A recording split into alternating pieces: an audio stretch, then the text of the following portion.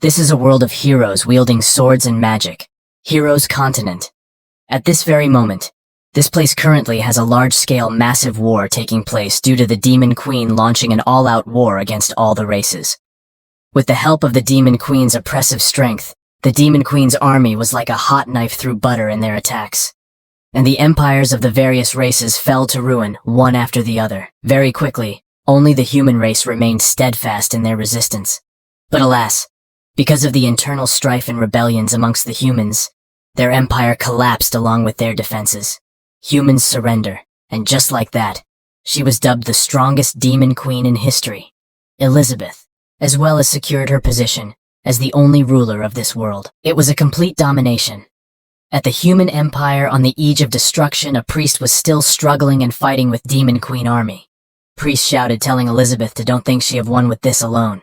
In the future, she will definitely be defeated completely by their hero, just like in the legends, Queen's Guard. Kick that priest in face. He is human prince. Wis Malfoy, and the priest he just kicked is Wis Malfoy's teacher, Priest Barrow. Wis Malfoy asked Priest Barrow to please get things straight. Because right now, Her Majesty isn't asking for his opinion. She's giving him an order. Priest Barrow yelled that it's all bullshit, and Wis Malfoy is a patricide-committing, enemy-welcoming, traitor of the human race. Priest Barrow even cultivated him as if he were the prophesied hero in vain. Wis Malfoy get angry to hear Priest Barrow's nonsense. He told Priest Barrow since he missed Wis Malfoy's useless father of his so much, Wis Malfoy will just let Priest Barrow join him. Wis Malfoy unleashed his demon hand and transformed it into Demon's arm. But when Wis Malfoy struck at Priest Barrow, a dark shadow appeared behind him telling him to stay his hand. Wis Malfoy stopped his attack right before it hit Priest Barrow. Wis Malfoy knees in front of that shadow. That shadow asked Priest Barrow that since he said that he will stand by human side in the future, and it will end Demon Queen's defeat, so he better explain what he mean to this queen, Oregon. Else his death would not be a easy one. The existence standing in front of Priest Barrow is Demon Queen, Elizabeth. Elizabeth threatened Priest Barrow by telling him that this queen has 1,000 different ways to make him suffer a fate worse than death. Priest Barrow was too scared to see his death in Elizabeth's eyes. He started telling her that the prophecy states that when the prophesied hero pulls out the holy sword, it will be the day the demon race's reign comes to an end. The holy sword is the sword embedded in the stone platform in the main hall. After telling her everything Priest Barrow said he will never tell her, he will never betray the human race. Priest Barrow has lost his mind to fear. Elizabeth looks at stone platform in which holy sword, Alpha, was embedded. The legends tell of the hero receiving the right to challenge this queen because he pulls out this sword. As Elizabeth put her hand on that holy sword, she thought that it's interesting. Elizabeth said this queen shall look forward to his arrival here then. Since then, Elizabeth was waiting, but the first year under Elizabeth's reign ended while watting. Then second year under Elizabeth's reign ended while watting, as well as third, fourth, and fifth year ended. And now it's the 15th year under Elizabeth's reign. Under the Demon Queen's absolute rule, all the past practices and inequalities amongst the races were all abolished. Everyone was able to get along on equal standing. Without disputes, everyone was able to live in peace and harmony, developing together. Very quickly, Heroes Continent began thriving and flourishing. Additionally, because they were afraid of the rare peace being destroyed, an anti-hero alliance emerged. They resolutely rejected the arrival of the prophesied hero. Demon Empire at the initial Human Empire meeting hall. Demon Queen Elizabeth asked her subordinate, do they have any news on the prophesied hero, Chancellor of the Elf race? Twillia reported to Elizabeth that the elf race has already mobilized all the tree insects to search, but they could not find a single piece of information regarding the prophesied hero, Chancellor of the Dwarf race. Heimerdinger told Elizabeth that the dwarves are not very good at collecting information, but according to the information compiled from every weapon store around, there has been nobody suspicious. Chancellor of the human race, Aristotle said that he believed that even if that prophesied hero does make his appearance, him standing up against them will be in vain, so they need not worry about him at all. Chancellor of the demon race, Jim whispered and told Aristotle that Her Majesty isn't afraid of the prophesied hero. Instead, she really wants him to come. In order to act in response to that prophecy, Her Majesty gathered all sorts of ancient books on magic and war tactics to research. Chancellor of the Beastman race, Muggle told Aristotle that as long as Her Majesty wills it, she could annihilate Heroes Continent in a split second. Twillia said that it's that idiot Barrow's fault. What prophecy? It's just a load of nonsense. With Her Majesty ruling it is their fortune. They can just let the prophesied hero die. Suddenly, someone entered yelling, "Reject the hero! Reject the hero in the hall!" Heimerdinger said, "Speak of Barrow, and he shall appear." Initially High Priest of the human race, now President of the Demon Queen Fan Club. President of the Anti-Prophesied Hero Association, Barrow Smith, he was shouting. "Support the reign of Her Majesty. The Demon Queen reject the arrival of the hero." Demon Queen with one flick of her finger grabbed Priest Barrow by neck. Elizabeth was too angry. She asked Priest Barrow to explain himself to this queen. "Where is that prophesied hero?" Priest Barrow was too scared. He told her that actually the prophecy doesn't necessarily have to be accurate. When the target exceeds the expectations of the prophecy, like Your Majesty, for example. Miss Malfoy greets the Demon Queen and said that Priest Barrow is right. It is a great offense to take that stupid prophecy and apply it to Her Majesty. It is too great an offense. Her Majesty need not take offense in the slightest. This official has had new findings recently. Elizabeth hit Miss Malfoy with her tail, and in cold voice told him to get lost. Miss Malfoy was scared. He said he understood. Elizabeth threw Priest Barrow and shouted that her subordinates are bunch of trash. Elizabeth said, "The king have reached the peak of the world, holding the power of the world. She wait for the legendary hero to challenge her, and then become his stepping stone to fame. She have studied all the ancient magic books of the hero continent, and after countless hardships, she created the doomsday magic to wait for hero's challenge. But hero is nowhere to be seen. Where is he?" She was looking at the holy sword and getting angry thinking all this. Then she put her hand of the holy sword and said that since hero isn't coming to her. Jim, Twillia and all the Chancellor were scared, asking Queen Elizabeth that she don't mean to, Elizabeth shouted. "That she'll go to herself then." Elizabeth grabbed the holy sword and tried to unleash it. There was a huge shockwave of aura around Elizabeth. It was hard of Elizabeth to pull out the holy sword, so she used all her power to and concentrate on holy sword. All the Chancellors were scared to see Elizabeth's power. They couldn't believe that Demon Queen is really going to pull out Hero's sword. Suddenly, a huge energy light beam comes out of the rooftop of the Queen's palace, and the Demon Queen Elizabeth successfully pull out the holy sword. Elizabeth looks at the holy sword and thought that, who said that only the legendary hero can pull it out? She can do it too. When Elizabeth was holding the holy sword, she got a vision of a faraway mountain range. And on top of a mountain, there is a house. She thought that legendary hero is hiding there. Elizabeth raised her hand and used Labus magic. A magic circle appear. The magic she going to use was forced teleportation. When Miss Malfoy saw that she is going, he runs towards her asking her to please let him continue to serve her by her side. But he was too slow, and Elizabeth teleported. Miss Malfoy could only get her one hair. He was too sad because his master left him. On the other hand, at the newbie village, the legendary hero was wearing farming clothes and was holding an axe. He said that farming is too peaceful. His name is Leping. In reality, he is just an ordinary office worker, living a dull life, not fond of playing games or watching anime. The only pleasure is probably watching his favorite short videos on the way to work. When he was watching some short video, he said, "He's so envious. If only he could live like this too." And the next moment he teleported in this world. He was confused at first, but under the guidance of the newbie system, he slowly learned the basic survival skills here. He don't know anything about this different world at all, but it doesn't matter. Isn't this the kind of pastoral life that he want? His body is much healthier than when he was working. But one day while he was working, the newbie system told him that after this period of newbie training, Leping have fully met the conditions to leave the newbie village. So system asked him to please start his adventure. Leping asked system that isn't it fine now? Why do we have to leave? Newbie system told Leping that after leaving the newbie village, Leping will meet all kinds of other people in this world. He can learn various skills of sword and magic from them, become the legendary hero, and kill the Demon King. So please start your adventure. But system was shocked to hear that Leping don't want to kill any Demon King at all. Can't he just continue living here? System said. Of course not. Killing the Demon King is the player's mission. System message comes one after another asking Leping to please start his adventure. The system kept urging him to leave the newbie village and start an adventure. But besides nagging, it can't do anything to Leping. So to hell with what Demon King. Leping just want to live like this forever. Because there is a special time barrier here that can completely hide the newbie village for safety. And inside the barrier, a day has far more than 24 hours of time perception, which also allows Leping to do more things he like. Leping do farming and level up. He do hunting and level up. He so forging and level up. He still know nothing about swords and magic. But for him who doesn't go out for adventure, those are not important at all. Through exchanging points from newbie tasks, he slowly built his ideal pastoral home from scratch. Until one day, newbie System get too angry at Leping. System yell at him that, how can he be this outrageous? In this world of sword and magic every day, he only know how to farm and fare, ignoring System's suggestions completely. How is this a legendary hero at all?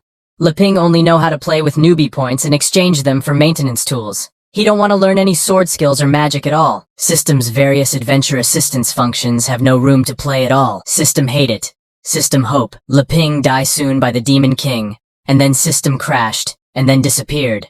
Leping was now free, and was doing farming to survive. And one day when Leping saw that the firewood seems to be running low, so he thought he should prepare some first.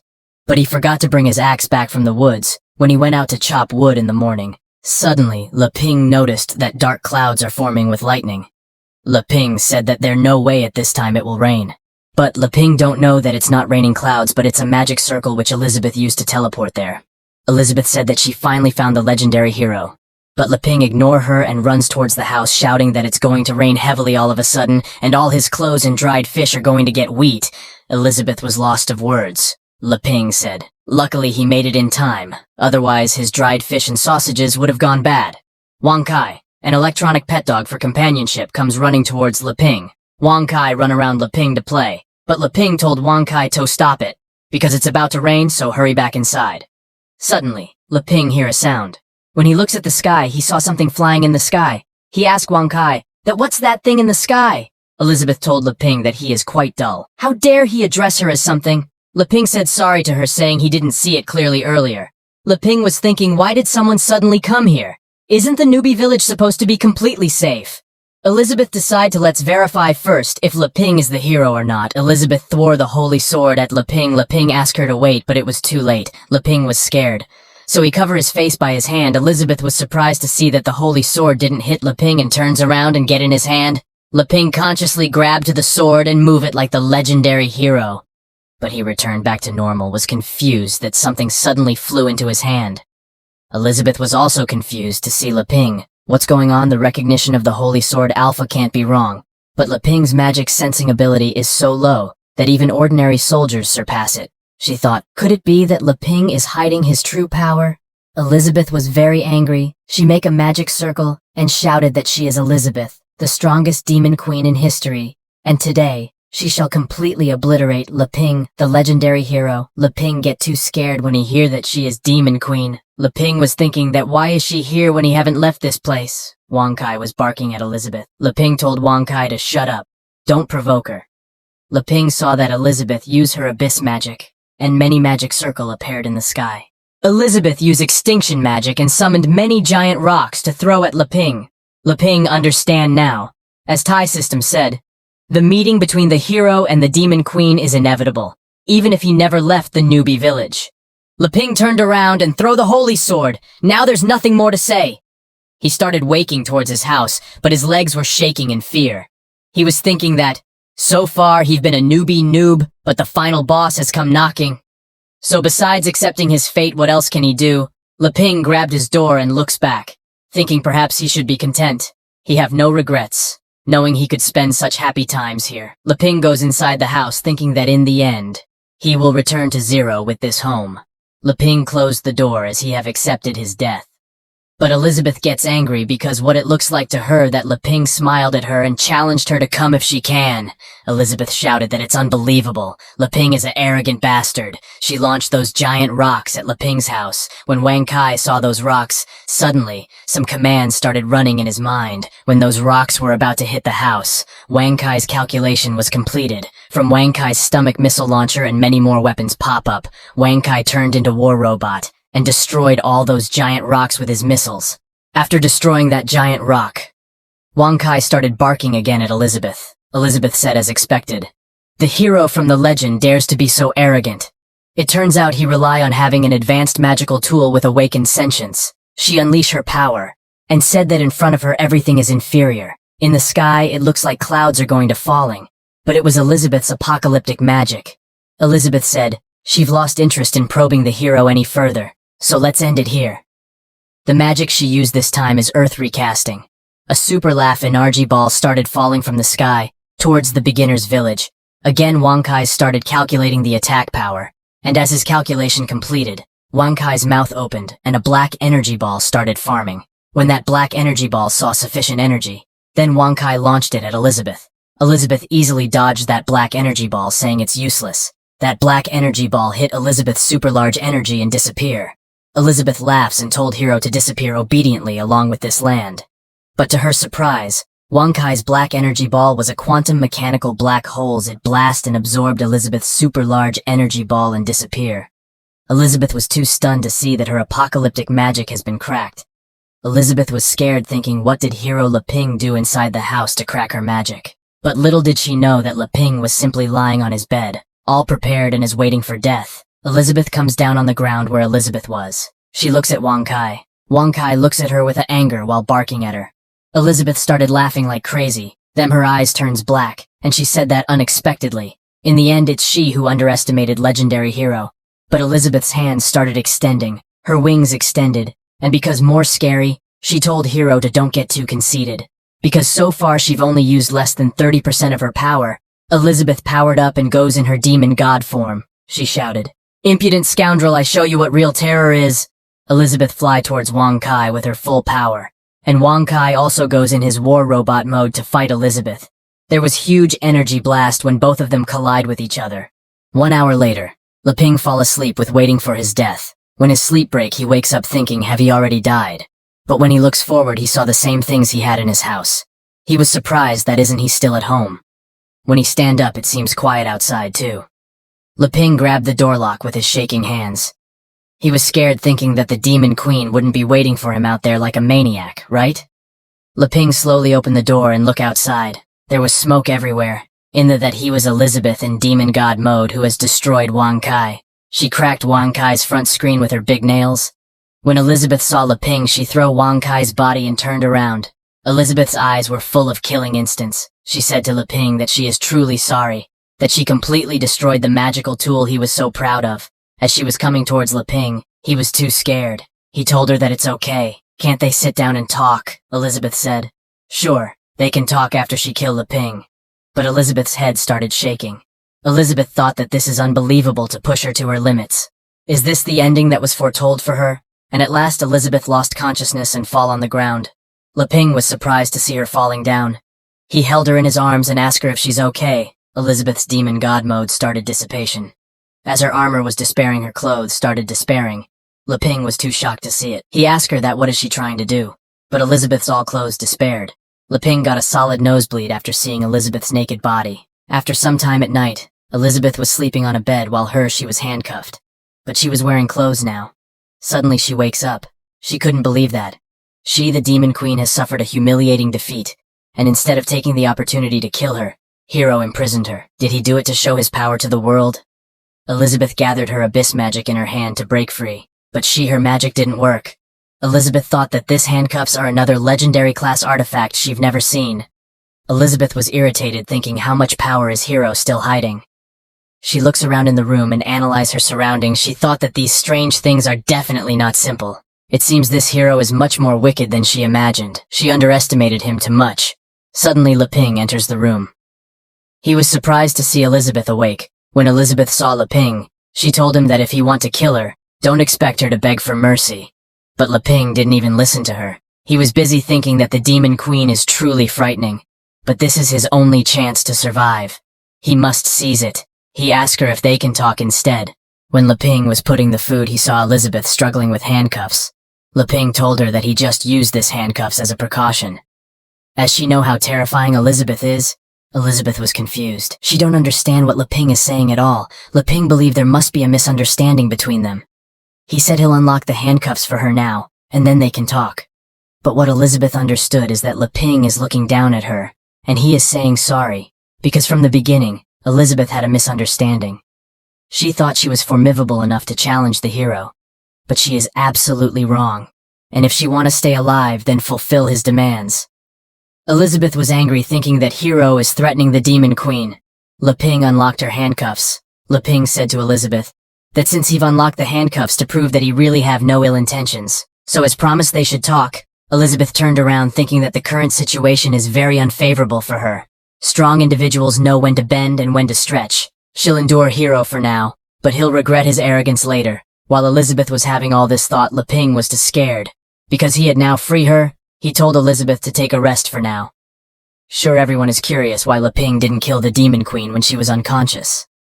So in this world of swords and magic, Leping thought that it's perfectly normal for Elizabeth, as the Demon Queen, to possess a resurrection skill. Killing chickens and fish for soup is one thing. But Leping could never kill a person, however. Resolving the conflict between the hero and the Demon Queen doesn't necessarily require killing and fighting. Leping thought that as long as he can show that he posed no threat to her and become her friend, he can continue to live happily. Leping started laughing while thinking about a master plan, but Elizabeth get more angry as she thought Leping is still mocking her. Leping asked pick up Wang Kai from outside, but he was sad that Wang Kai has become such a mess. Elizabeth asked Leping if this thing is his most powerful magic tool. Leping thought, what magic tool? It's just a little thing he made while living here out of boredom. But he was too lazy to explain it to Elizabeth, so he told her that she could say that. He told her that Wang Kai was developed by him just recently. When Elizabeth heard that she had a smile on her face, she thought that this time, it's Leping's turn to be careless. After untying the handcuffs, she secretly used Abyss infinite magic to recover quickly. And Hero, after losing the protection of his most powerful magic tool, is like losing his right arm. She thought that the balance of power has tilted towards her. She stands up on the bed with full of killing intact. She said sorry to Leping for breaking his things. Leping told her that it's okay. The memory card is still safe. He pulled out the memory card from Wang Kai's head. Elizabeth was ready to use her world-destroying magic on Leping. She thought that this moment is the best time for her to eliminate the legendary hero. But right before Elizabeth could attack, Leping opens the closets. Where was Many Wang Kai's body? He told Elizabeth that since the body can't be repaired. So he made a lot of preparations here. Elizabeth was too stunned to see that many Wang Kai. Leping picked one Wang Kai and put that memory card in it. New Wang Kai opened his eyes and started moving around him again. Leping told Elizabeth that it's fun to have a companion, but sometimes it's naughty. So Leping usually only activate one at home. Now Leping and Wang Kai looks like some devil to Elizabeth. Elizabeth was too scared she fall on the bed, saying that there is no way it's not possible. Suddenly Elizabeth smells something. She asked Leping, "What's this smell?" Leping told her that when he saw her faint, he made some food to warm her up. It was regular meat porridge and regular dumplings. Elizabeth said that only the weak need to eat. She have reached a transcendent state and don't need these things. Elizabeth said that, but her stomach start making sound. Elizabeth was embarrassed. Leping get happy because he thought that resolving conflicts with delicious food can surely work. Leping told Elizabeth that these are all made from vegetables and grains he grew himself. It's completely natural. He asked Elizabeth to please have a taste. Elizabeth, while hesitating, pitch one dumpling. She take a bite. She didn't say anything and just eat it. Leping was nervous looking at Elizabeth. Although he is confident in his cooking, will the Demon Queen with her status appreciate these newbie village things? Elizabeth, one by one, eat all the dumplings. Elizabeth said that with each bite, the meat juices burst like fireworks in her mouth, a natural and unadorned flavor. It also contains a high concentration of magical energy. Elizabeth was too satisfied. She didn't know before that this world actually has such a delicacy thing. It's so delicious that she, the Demon Queen, can't bear to swallow that last bite. When she swallowed it, she was shocked. Elizabeth's heart skipped for a second. A volcano of spices erupted in her mouth. Elizabeth could barely control herself. She was too embarrassed to show this side of her. She told Leping that it's so spicy. While shaking her body, Elizabeth asked Leping what did he add to the food. Leping was too scared because he added a bit of chili according to his own taste. He asked if the Demon Queen not handle spicy food. Elizabeth looks at Leping and thought that, just as expected of Hero, there were no good intentions. This evil hero has imprisoned her just to use her for research experiments. But at that moment, Leping remembered that there is this thing. He told Elizabeth to try century egg and lean pork congee. It clears heat and reduces fire. Elizabeth thought that this hero is too evil, feeding poison on one hand and providing the antidote on the other, playing with her in the palm of his hand. He thought that there's no way around it. This strange feeling is too uncomfortable. Elizabeth picked up the spawn and take a bite of the porridge. The second Elizabeth put in her mouth, her mind traveled to the heaven. That was a very peaceful feeling. Elizabeth was too comfortable. The quest for world domination, the struggle between the Demon Queen and the hero. All of these disturbances no longer concern her, letting go of everything, living carefree. But because of this that she've discovered how truly insignificant she is. Elizabeth advanced in breaking through at the same time. Now Elizabeth is 3-star Demon Queen. It was surprisingly to Elizabeth that, by consuming food, she was brought into a new realm. Under the influence of 2 extreme stimuli, her power has once again advanced. Elizabeth told Leping to don't pretend. She asked him, what do we want? Leping smiled little as he was sacred. He said he just want them to research how a demon queen and a hero can coexist. Elizabeth was now nervous because she thought Leping is telling her that, in this world, Elizabeth is the only one qualified to be the subject of his research as the hero. And he is asking Elizabeth to come let him help her become stronger, and then she defeat him. Leping asked her if that is okay. He'll also continue making delicious food to serve her. Elizabeth get more angry because she thought that Anai may be killed but not shamed, and she is the demon queen. How could he do that to her? It looks like to her that Leping is telling her that if she want to become stronger, he can help her. He is also looking forward to whether she can defeat him, but Elizabeth controlled herself and said never mind, forget it. Leping get nervous. He thought she is telling him to forget his proposal. He thought is she still going to kill him? Elizabeth stand up on the bed and ask Leping to listen to her. She said she can agree with his conditions. But he should know this. He is doing this not out of fear but to pursue the pinnacle of strength. Leping was confused when he heard that she would fear him. She is the demon queen. She hold the power, she can do as she wish. Elizabeth laughs and told Leping to don't think that she'll lower her head and be submissive while living here. Her dignity as the demon queen must never be violated. Otherwise, even if she have to sacrifice everything, she'll destroy the hero. Leping was too scared to see her. He said he understood. He asked her to let's try to get along. Time flies quickly and 1 year has passed in the beginner's village. Now Holy Sword has been used as wood chopping tool. The atmosphere around the house is calm, but Leping's mind is now calm. Leping don't know what should he do because things have gotten too complicated, ever since the demon queen. Elizabeth forcibly entered and broke the protective barrier of the newbie village. Time here has gradually synchronized with the outside world. Time synchronization isn't the issue. But what's disastrous is that without the barrier's protection, the newbie village has lost its concealment function and is completely exposed in the wilderness. And the monsters appearing nearby don't seem to be so simple. There are giant dragons, fire phoenix, and many more monsters are roaming the grounds. Leping know that he couldn't deal with any of them. He has the holy sword, but he can only use is to chop woods. But because of the demon queen's presence here, monsters don't dare to approach. Leping thought that does this mean that once the demon queen leaves he will die? Suddenly Elizabeth's voice comes from inside the house asking Leping that it's lunchtime. Why isn't it ready yet? Leping get nervous when he hear that voice every time he reply that he is coming right away. So now Leping know that he must seek Elizabeth's protection if he want to survive in this world. The demon queen was watching the drama from the human world on the television. She watched drama all day and eat potato chips while lying on the comfortable sofa. That slim and hot Elizabeth has turned into a fatty drama addict. She even complains that she is tired of watching these recordings of Leping. She asks him that can't he get something new from that system of his.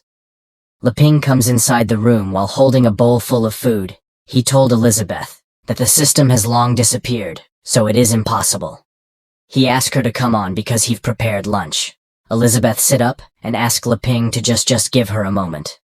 She moved her finger in air and used a magic spell. 2 wings appeared on her back, but they were too small compared to when she was a proper demon queen. Elizabeth slowly fly with those wings of hers to travel to the kitchen.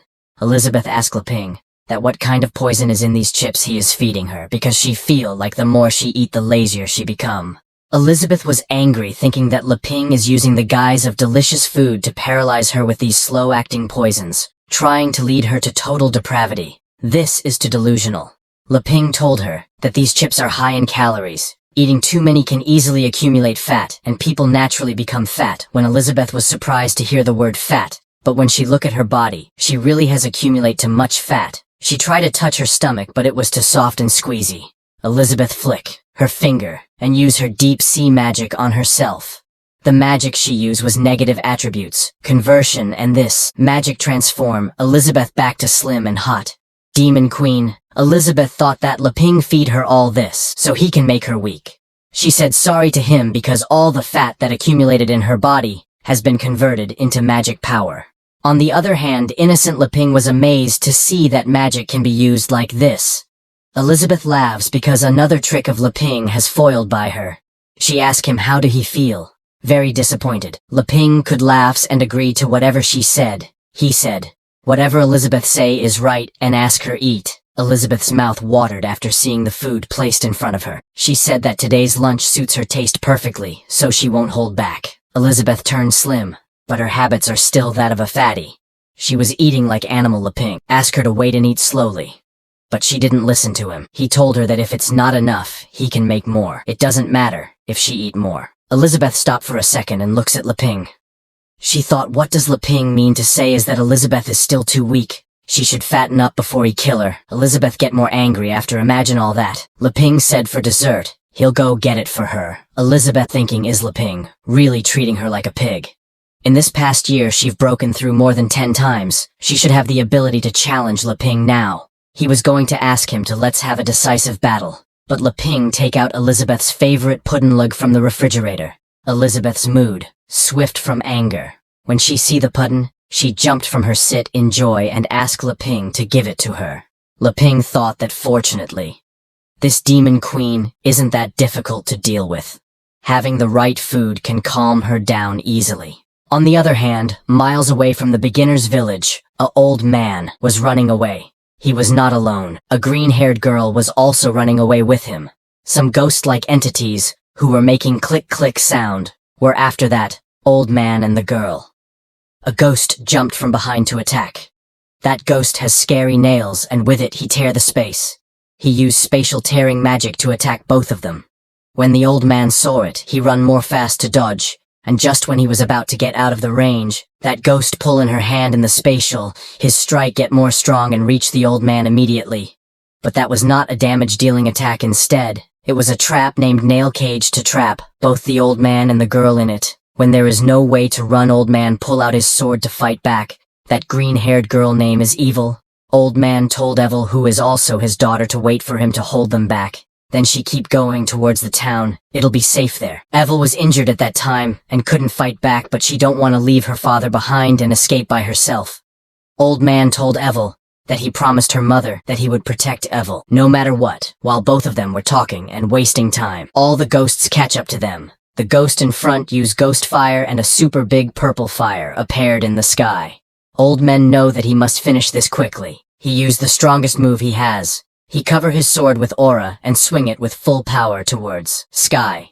His strike was more powerful than the ghost fire, and it cut both the ghost fire and the ghost into two. When that ghost was falling from the sky, other ghosts saw it. Other ghost raised his hand on that dead ghost's direction, and that dead ghost's body turned into black fog and mix in with other ghost. When the other ghost fully absorbed the dead ghost, he grow a new head mask just like the dead ghost, and he became more powerful. Evil shouted that, no matter what, she won't leave her father. She aims at the ghost with her aura arrow, and used natural arrow magic to attack the ghost.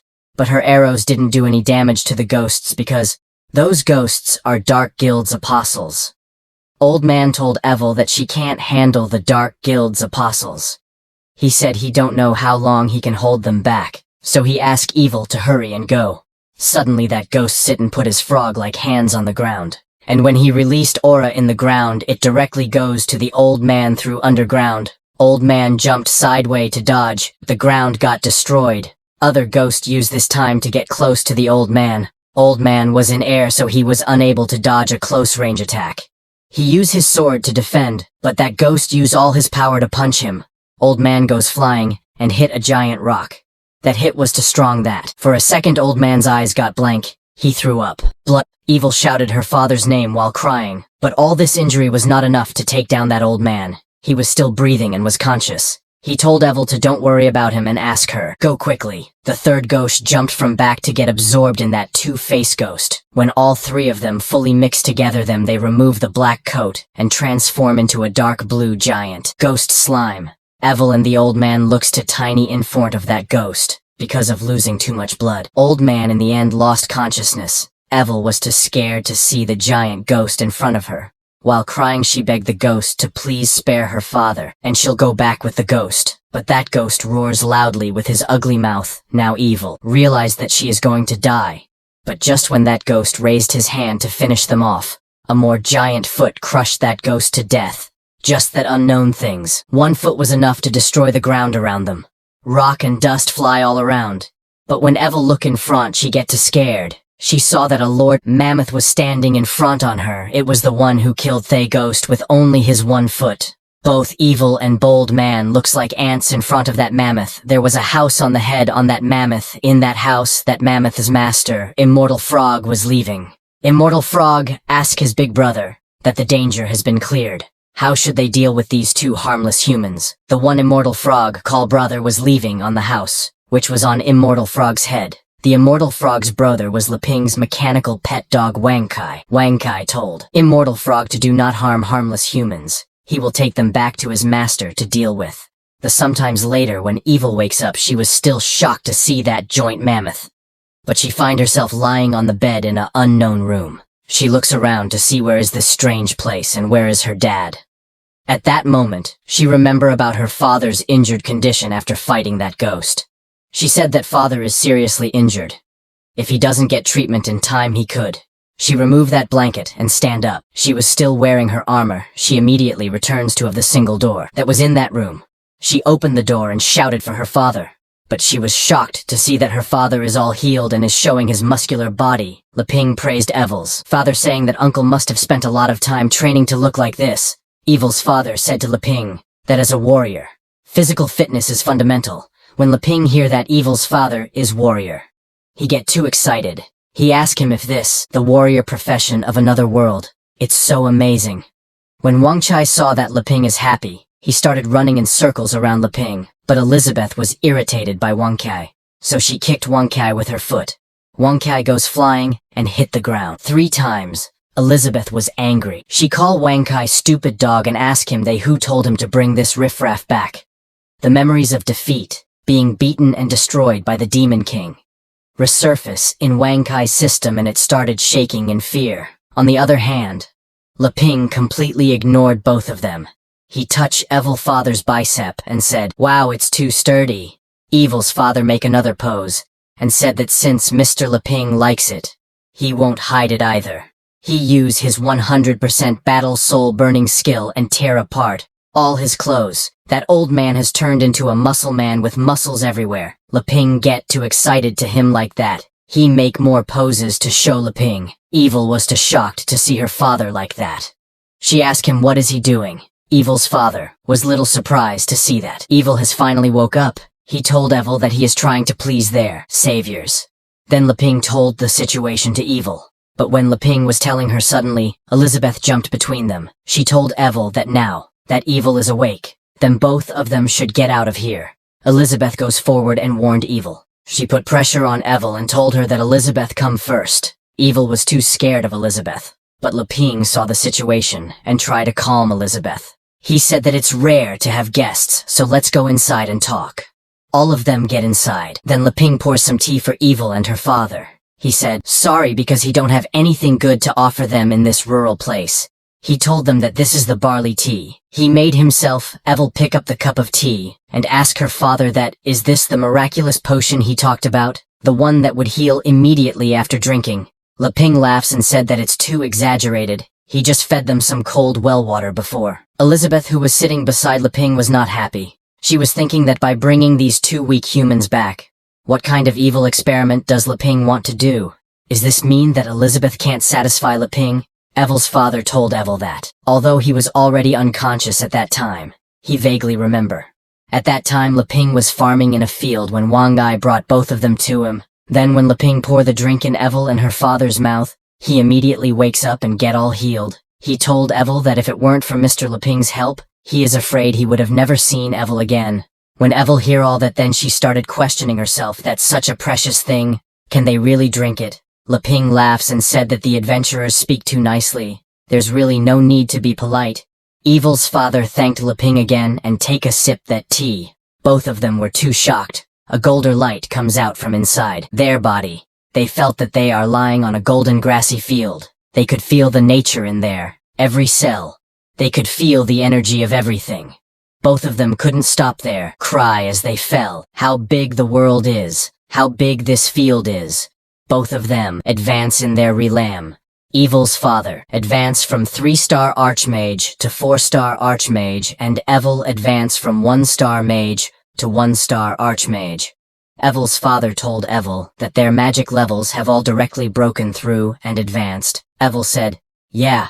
Evil mother's elf bloodline has awakened, and she've grown ears." Now, after witnessing the boundaries, nothing really matters to them. Leping couldn't see all this. He asked them to let him pour them another cup. Evil's father told Leping that it's enough. He thought that Mr. Leping is really godly person. They can't stand this kind of torment. Leping said all right, but he was sad. He loved to serve them drinks and snacks. But Elizabeth took them all away, and if he take them back, it might annoy the Demon Queen. While drinking orange juice, Elizabeth warned Leping that very thing else's her. Don't even think about it. Leping said sorry to them because there is nothing to serve them. But both Evil and her father were not thinking about food, as them were scared of Elizabeth. Then Leping asked Evil's father that how did they get attacked. Evil's father name is Burrs. Burrs said they, as Mr. Leping can see, it was because of the elf bloodline in Evil's body. Evil told Leping that her mother was the saintess of the elf race, and she gave birth to Evil after falling in love with her father. But the elf race forbids intermarriage with other races. Leping asks so it's the elves who are trying to catch them, but Elizabeth intervened in the conversation. She said, "It's nonsense. The intermarriage ban between races was abolished long ago after the Demon Queen unified the world." Burrs sighed and said, "It's a long story. Ever since Evil's mother was forced to return to the elf Holy Land, he took Evil and hid away." Leping asked that does this means the elves still found out about Evil's existence, so they sent people to catch Evil. Leping thought it's amazing, it's like Romeo and Juliet from another world. Burrs said that because of his wife's sacrifice and returning to the elf tribe, elves have decided to spare them. The ones chasing Evil and Burrs this time are the envoys of the Dark Guild from the Demon Realm. Demon Realm and Dark Guild. Leping looked at Elizabeth and said, "Could it be?" Elizabeth get to angry, she shouted and asked Leping that what do we mean by that. Leping didn't argue with her, and immediately said sorry to her. Then Elizabeth sit down and asked Burrs to explain to her clearly. Where did the Dark Guild and the Demon Realm come from? And why are they capturing elves?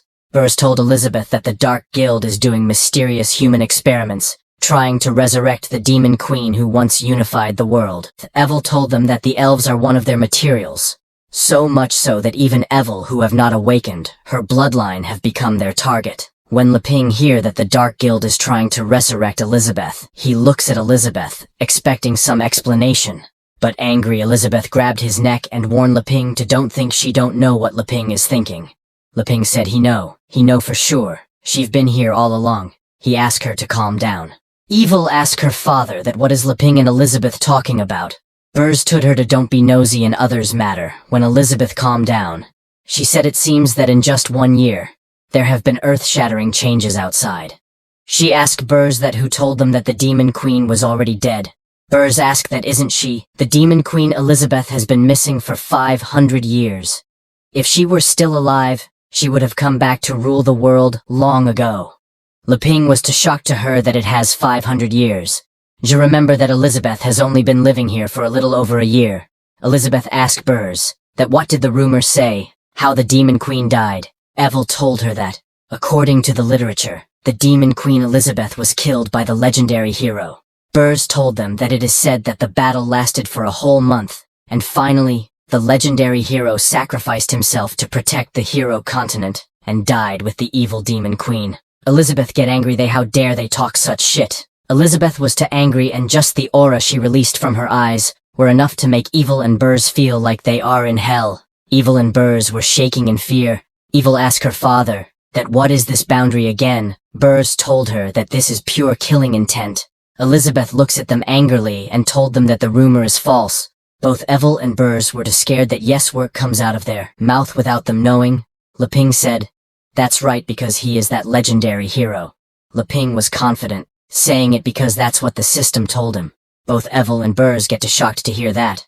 Leping pointed at Elizabeth and told them that she is the Demon Queen Elizabeth. Information overload in both Evil's and Burrs' mind.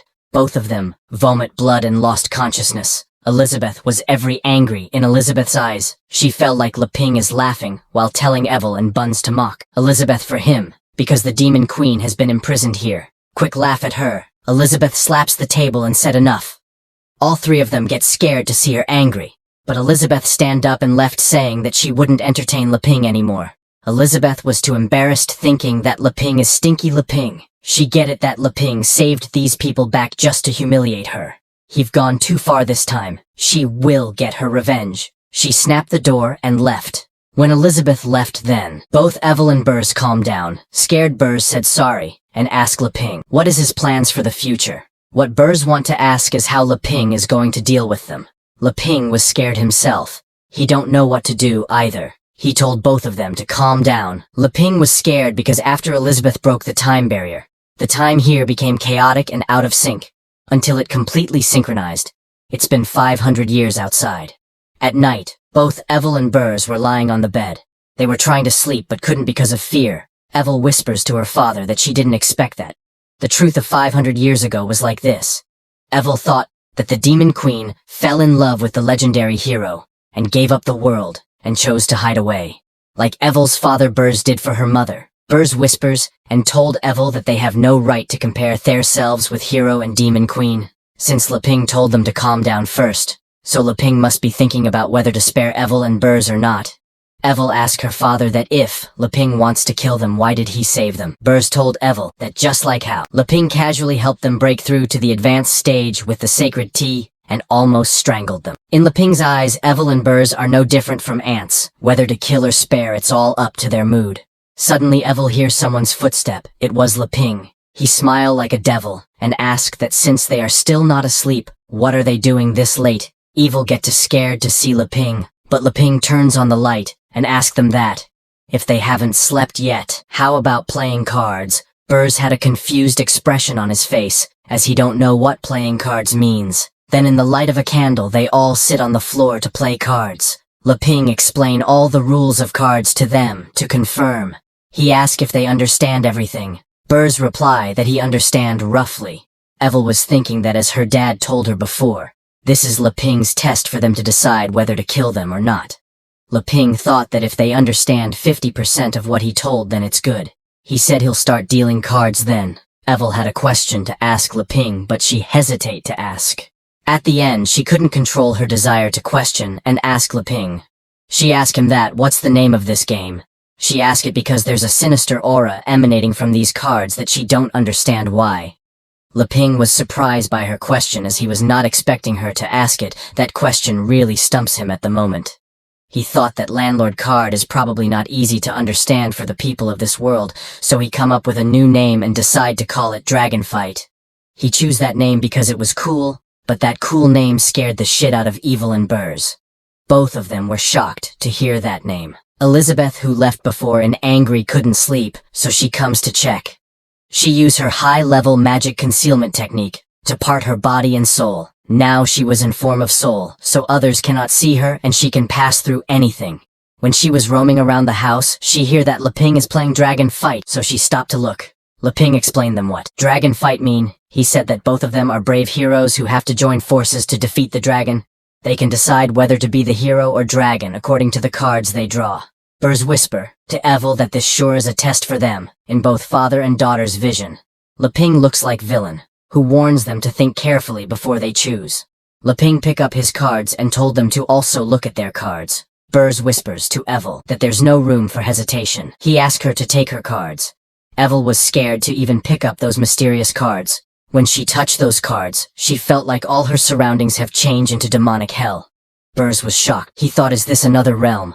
Evel was shaking. In fear, she realized that this is not a good place because just picking up the cards drained all her magic power. She couldn't even move her body. She looked at her dad and said, sorry, because she can't help him more. Burs told her that it's okay and asked her to leave the rest to her dad. On one side, it was life and death situation, and on the other side, for Leping, it was just like playing normal cards. He asked Burs if Burs want to be a dragon. Looking at his cards, Leping thought that, although he don't have many big cards, it's still a very good set. He also has big and small kings, so it's not bad, it's worth a shot. Burs and Evel reply that they don't want to be a dragon. Both of them have good cards, but they don't know it. Leping thought that if he get another 4 and 2, he'll have a winning hand. He again asked them if they are sure they don't want to be dragon. What Leping means by being dragon is if they want to change cards. but both Evil and Burrs deny because they don't understand it. Leping said he won't be polite then, and he pick up a card, but when he turns the card, they are not that good, which could be seen by Leping's expression. Both Evil and Burrs started shaking in fear, thinking Leping is dissatisfied with their performance. Leping said he'll play first, and he played an 8. It was now Burrs' turn. Burrs thought, as long as they pass this test, Leping will spare them so they can't give up now. But when he pick up a card, he suddenly feel pain in his heart. Every time they play a card, it's at the cost of their life force. But Burrs endured it and serves. Burrs was shaking in pain. When Evil saw him like that, she gets scared. But Burrs told her that he is fine, so leave everything to him. Scared Evil passed this round. And then it was Leping's turn. He looks at his cards and thought that besides the royal flush, a straight from 7 to Q, should he break the pair or not. If he do, they'll play a 2, and he'll be at a disadvantage. Leping was thinking too much and was getting too nervous. Leping said forget it, he also pass. Burrs was too shocked to hear that he just pick up a card, and was sucked dry of his life force. And now he have to do it again. He asked Leping if he really not want it. Leping smiled and said no. Now all the pressure was on Burrs. He thought Leping is deliberately making him continue to play cards, and it will continue to consuming his life force. In this situation, he have to get rid of all his cards as soon as possible. Burrs directly show his 8 cards, 2 queen, 3 6 and 3 7. He said that according to the rules, this combination of cards should be called Flying Dragon. But when he put those cards, his heart skipped for a second. This move of his consumed large amount of his life force. But he endured. The price for this move was his one leg. Now he knows that the bigger the cards he play, the bigger the price will be. But what he didn't expect was that a huge flying dragon made of spiritual energy could come out from the cards. Both Evil and Burrs were shocked to see it. Dragon start to prepare for his attack on Leping. Dragon collect spiritual energy in his mouth and shoot at Leping like a laser beam. Elizabeth was watching everything from sidelines. Burrs got really scared. Because it turns out that playing a combination of cards leads to a losing situation. Burrs say he is doomed. He just offended the legendary hero. He will be dead this time. But Leping is fine. He don't get any scratch from Dragon's attack. Leping compliments Burrs that Burrs play really good. Burrs don't believe his eyes. After Dragon's attack, Leping is totally fine. Leping smile and say he don't want it. Burrs can continue. Burrs' hands are shaking. He said he understand. He play his card A3. Evil said she pass. Then this time it's Leping's turn. He play his card. Both Burrs and Evil say that they can't beat it. Leping smile and start to prepare a powerful move. Suddenly they were surrounded by a powerful blue light. Burrs was shocked to see that. A sky-destroying wave come out behind from Leping. Wave attack on Burrs and Evil. Burrs said to his daughter Evil to hang in there. But Evil is worried about his dad. That sky-destroying wave swallow both of them. After surviving form Leping attack, Burrs and Evil say that they can't play anymore. But Leping start to prepare his next move, and said that next is 3 of a kind with a pair. Horse carriage come out from air with soldier and prepared to attack on Burrs and Evil. Burrs got really scared and said he can't beat him. But Evil said she wants to try. She prepared her cards. But Burrs is against the decision. He told her that if she want to play, she have to pay the price with her life force. Evil don't listen and said she can't hide behind him. She also want to protect her father. After saying that she also prepare the same move as Leping. Then 2 horse carriage show up with soldier and start to fight each other. Both of the carriages collide with each other. There was a huge blast of spiritual energy, and Leping's horse carriage come out unscratched. Burrs was shocked. He looks at Evil's and asks her if she is okay. Evil reply that she is fine. Leping told Burrs that it's inappropriate. Burrs must protect his teammates, even if he break up his own cards. And the most important thing is determination. Burrs looks at his fingers, which have been shucked dry of life force. He thought, what is determination? Leping pick up his card and laughs because it's too late for Burrs and Evil. Burrs and Evil were scared to see Leping smile like that. Elizabeth was also scared because it's not good. Such an ominous premonition is really bad. Leping picked 2 cards and slam on the ground. His 2 cards were clown. Suddenly a crack appeared in the space. Evil and Burrs were shocked to see it. From that crack, a hand which looked like Clown's hand comes out. Next Clown himself comes out of the crack and smile at scared Evil and Burrs. Elizabeth was surprised to see that Clown. She want to ask Leping what this summoned is. That Clown is Supreme King. Level 3 Star Demon God. Both Evil and Burrs were shaking in fear when that clown looks at them and smile. Clown extended his hand towards them. But clown stop before touching them and make a beats love sign. He is a clown. So he was just scaring Evil and Burrs. But that clown felt Elizabeth's presence there. He looks at Elizabeth and laughs. He asks her what is she peeking at. He summons a knife in his hand. And while licking that knife he warned Elizabeth to be careful. He will kill her. Elizabeth was angry. She asked Clown that do he know who is he looking down on. Elizabeth used her power to stop Clown. Elizabeth was scared, thinking that during this period of time, she put down her dignity and accepted feeding. She finally reached the 3-star demon god level. But Leping could summon 3-star demon god casually. Evil was all exhausted and scared. Burrs said sorry to Evil because there's nothing he can do. She told her father that how can she blame himself? It's all her fault for irritating Leping. Suddenly Burrs started vomiting blood. His life force is losing like crazy. His body don't have enough energy to let him sit properly. Burrs put down the cards and get himself together. Leping was surprised to see him. He asked Burrs if he is okay. It looked like to Leping that Burrs' injury hasn't healed yet, so he is vomiting blood. But something else attracted Leping. He looks at Burrs' cards. Leping thought that with Burrs' cards, he could have won a long time ago. It turned out that Burrs was just letting Leping play with him. Leping was ignorant and thought that he was very powerful. In fact, Leping was disturbing other people's rest. Leping mix up all the cards, and just as he do that 3-star demon god disappear with it. Leping collected all the cards, and told Burrs that he had lots of fun. He asked Burrs to now go to bed early. Leping left in disappointment. Burrs and Evil finally relaxed. Burrs said that the legendary brave man is really unpredictable. Evil couldn't believe that they are still alive. Elizabeth was very angry. She said, "It's outrageous. Playing cards with these two humans is a lie." Leping just took the opportunity to beat up Elizabeth. Then the next day, Burrs and Evil were ready to leave. When they were standing in front of the Leping's house to say bye, Leping asked Burrs if he really not want to stay for 2 more days. The fruits Leping planted are about to be harvested. Burrs greets Leping and told him that they can't disturb Elizabeth and Leping anymore. Leping was so kind that they, daughter and father, will never forget him. Leping get nervous to see a big man greets him like that. He said, "It's okay," and told Burrs to don't say it too seriously. Burrs told Leping to don't worry. They won't talk nonsense after they go out. Evil thanked Leping because Leping give them a precious gift. Leping told her that it's not a bug deal, it's just ordinary barley tea, so don't dislike it. Leping suddenly grabbed Burrs' hand. He told Burrs that he have this as a souvenir for Burrs. What Leping give him was those cards from previous night. Burrs was surprised to get those cards. Leping told Burrs to take it, because his poker skills are so bad that he is not suitable at all. Leping was crying while saying that Elizabeth also comes there. Burrs was too shocked and scared to see her.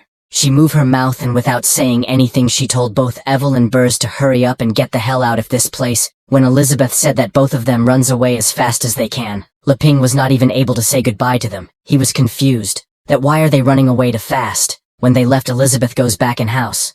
She said now, everything is back to normal. She asked Leping to go cook for her. On the other hand, Burrs runs too fast with Evil. Evil was about to vomit. She asked her father to please stop. Then Burrs stopped. He was all exhausted and scared. He was scared because first there was the game test of the legendary brave, and then there was the threat of the Demon King. Last night when Leping left them, Elizabeth comes to them. Elizabeth strike at them with her bare hands, but Evil and Burrs felt like their heads have been cut off. Both of them grabbed their neck to check if was that a dream. What Elizabeth did don't kill them, but left some kind of ancient text on their neck. Elizabeth ordered them to leave here immediately tomorrow, and not to reveal any news about her and the legendary brave anywhere. Scared Burrs and Evil could only nod yes. Elizabeth looks at them angrily, and told them that if they have any idea that goes against her will, the curse mark on their neck will make them fall to the ground immediately. Burrs said to Evil that the truth of history is that the Demon Queen, who ruled the world, and Leping the legendary hero, were tired of the strife in the world, and didn't want to be disturbed anymore. While walking, Evil looks around and told her dad that this place looks a bit familiar. Burrs looks around and in shock asks Evil that, have he run this far? Wongsai was looking at the from far. He sent Evil and Burrs back here so they won't bother his master and that fierce woman Elizabeth anymore. It was not Burrs who run that fast. In actual situation, Wongsai took them that fast, using his rocket without their knowing. This was the same place where Wang Kai saved Burrs and Evil before. The bodies of the Dark Guild apostles was still there. Burrs told Evil that there should be various high-level monsters appearing nearby, so they should better leave as soon as possible. Suddenly Wang Kai detects that something is approaching, but Wang Kai thought, who cares? Last time he get beaten up by that fierce woman, he is not going to do it again. He goes inside a teleportation portal and disappear. Suddenly in front of Evil and Burrs, something appeared. One of them were flying in air and others were standing of the ground. The one who was flying in air make Jin Jin sound and looks too. Fears. Others who were with him look same as those Dark Apostle. Burrs was shocked to see, because that's the Great Apostle. Evil was scared to hear the Great Apostle name that monster which is flying in air is Dark Guild's Great Apostle. Level 2 star Great Demon Spirit. Others are Dark Guild's Apostle. Level 2 star to 4 star Devil. Magic Strength. Level reference start with Magician then Great Magician. Demon Spirit. Great Demon Spirit. Demon Sect level. Demon Lord level. Demon King level. Demon God level. Magic Strength level can be used as one of the reference standards for strength. Burr's profession is hero. Level 3 star Great Magician. Evil thought that the difference in strength is too big, so she asked her father to just let her leave with Apostle. She asked her dad to get out of here. Evil herself is Archer, level 1, star Great Magician. Burrs said yes. The difference in strength is indeed huge. But after seeing the realm of the legendary hero and the demon queen, these apostles are nothing. Burrs remember Leping telling him that the most important thing in playing cards is determination. Burrs take out the cards Leping give him and shouted that he was also a brave man called Iron Gumbos. The energy that come out form those cards were too powerful that even the Great Apostle feels pressured. Burrs told Evil that, ever since her mom returned to the elf tribe, he has taken Evil alone and become timid. But he was wrong. Running away won't solve the problem. If they can get through this time, he will take Evil to the elf tribe and bring her mother back for a family reunion. Just like his father, and he pursued Evil's mother alone. 4 cards of 4 come out of those card and card summon magic was used. And with the explosion of spiritual energy, the Arrow God Eves. Arrow God looks just like Evil's mom. Burrs asked Arrow God to play the cards. Spiritual energy that was coming out of Arrow God turned into a bow and arrow. Arrow God aims and shoot at thy apostle. Arrow goes while destroying the ground and hit the apostle on the face. Then the second and then third after killing all the devil level apostle. That arrow goes towards Great Apostle, but that apostle grabbed the arrow with one hand. He thought he could handle the magic arrows, but he immediately realized the power. Now he used both of his hand to stop the arrow. But that arrow killed that Great Apostle by destroying its head. Then all the cards returns in their place, and the Arrow God also return into nature. Burrs fall on the ground. After exhausting himself, he said, it seems he need to change his job. Burrs was thinking that fortunately, in the end, he finally understood the tips Leping gave him. Determination is the real key element to bring out the strength of the cards. Since then, a new profession. Card Master has been born in the brave continent. Burrs and Evil were still shocked to see the destruction power of those cards. A week later, Lin Ping was eating watermelon in his garden. Lin said the magical world is so amazing, and my hybrid fruit breeding method has been very successful. But without anyone to share it, the joy of the harvest always feels like it's missing something. In this world, there are various races including demons, warriors, and elves. Lin said, I originally thought that I was satisfied with peaceful farming. However, when I had everything and came into contact with the outside world, my heart began to grow restless, and I wanted to explore it. People are like this. They get one thing, and want two. But Lin felt so weak that he decided to forget about it. Suddenly, a smoke emerged out of nowhere. It was Elizabeth. While drinking orange juice, she asked, What's on your mind, Lin? Lin replied, I wanted to go out and see something, but forget it because I'm too weak. Elizabeth smiled and said, So you're finally eager to leave this place? She asked Lin to come with her for a trip. Elizabeth thought that the outside world was incomparable to Lin, but it looked like to Elizabeth that Lin's attitude was too arrogant. Lin got really excited and asked Elizabeth if it's really okay with her. Lin thought it's a different story. If I have the protection of the Demon Queen. Elizabeth responded with an attitude, Stop talking nonsense, change your clothes.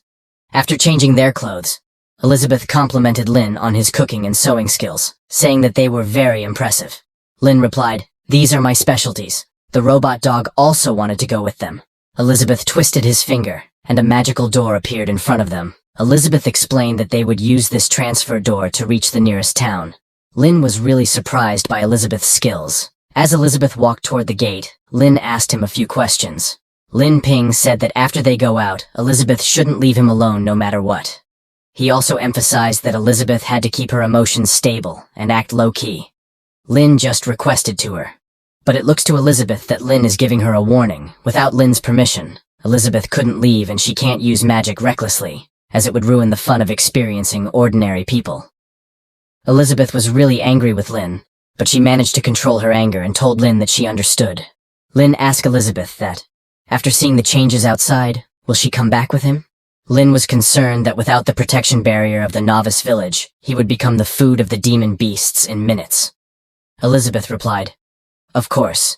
She thought that until I've officially defeated you, the evil hero, the outside world means nothing to me.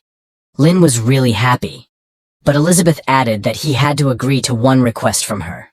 Lin felt nervous and didn't know what request Elizabeth had in mind.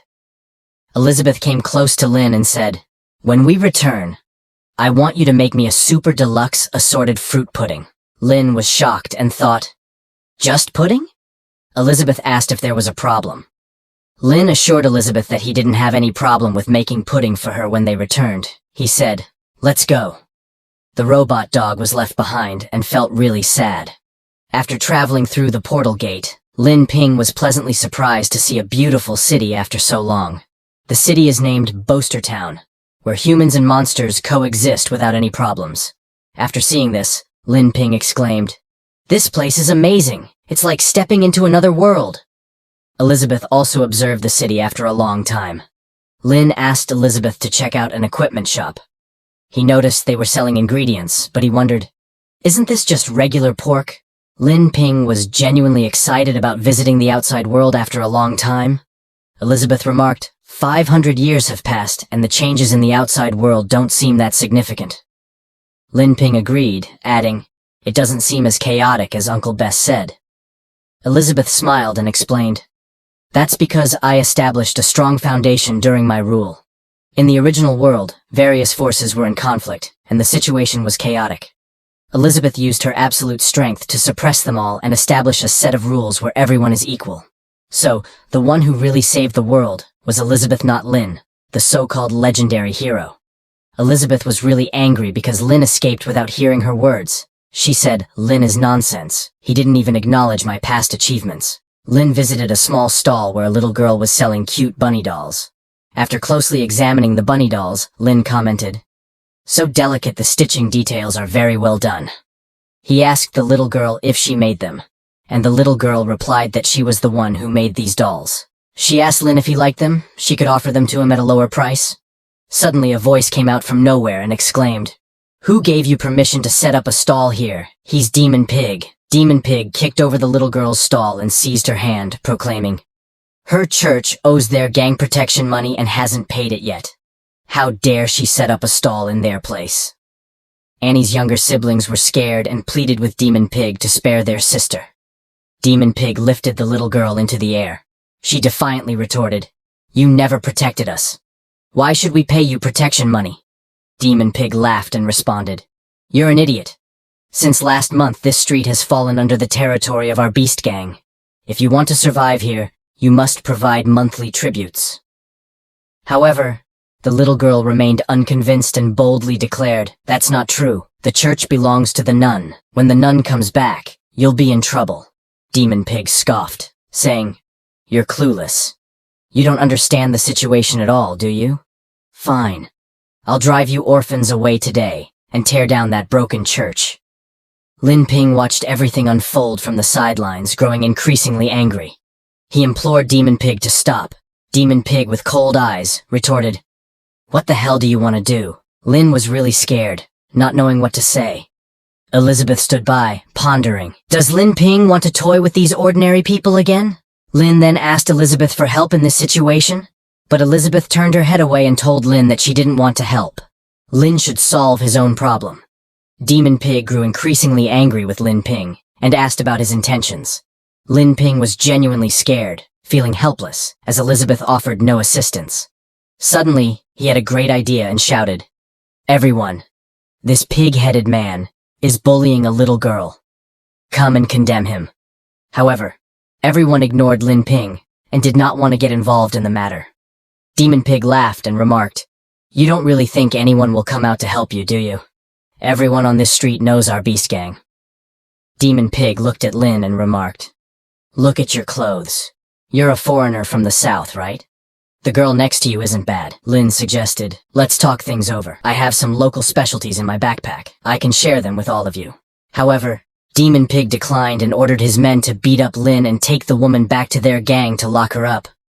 Elizabeth became really angry and asked Demon Pig, "Do you really think anyone is qualified to imprison me? You've really stepped on the tiger's tail." Suddenly the weather changed and lightning appeared in the sky, frightening everyone. They all gazed at the sky in confusion, and Demon Pig's whole body shook. He asked, "Why did the weather suddenly change like that?" As everyone continued to watch the sky, Lin urged Elizabeth not to take any drastic action, emphasizing that it might destroy the whole town. He asked Elizabeth to calm down and explained that they should just scare them. She wouldn't actually fight ordinary people like this, would she? Elizabeth assured Lin that she would spare them this time because of Lin's request. The little girl noticed Elizabeth's powerful magic and thought, "That sister's magic is so powerful." The sky returned to normal, and the rain began. Demon Pig remained bewildered by what had just occurred. Demon Pig's body is shaking with fear. He questions Elizabeth and Lin about their reasons for supporting the church orphans. He's perplexed by a sudden sense of nervousness when facing them. Lin, realizing negotiations might not work, proposes a deal to Demon Pig. He suggests paying for protection, asking how much money Demon Pig wants.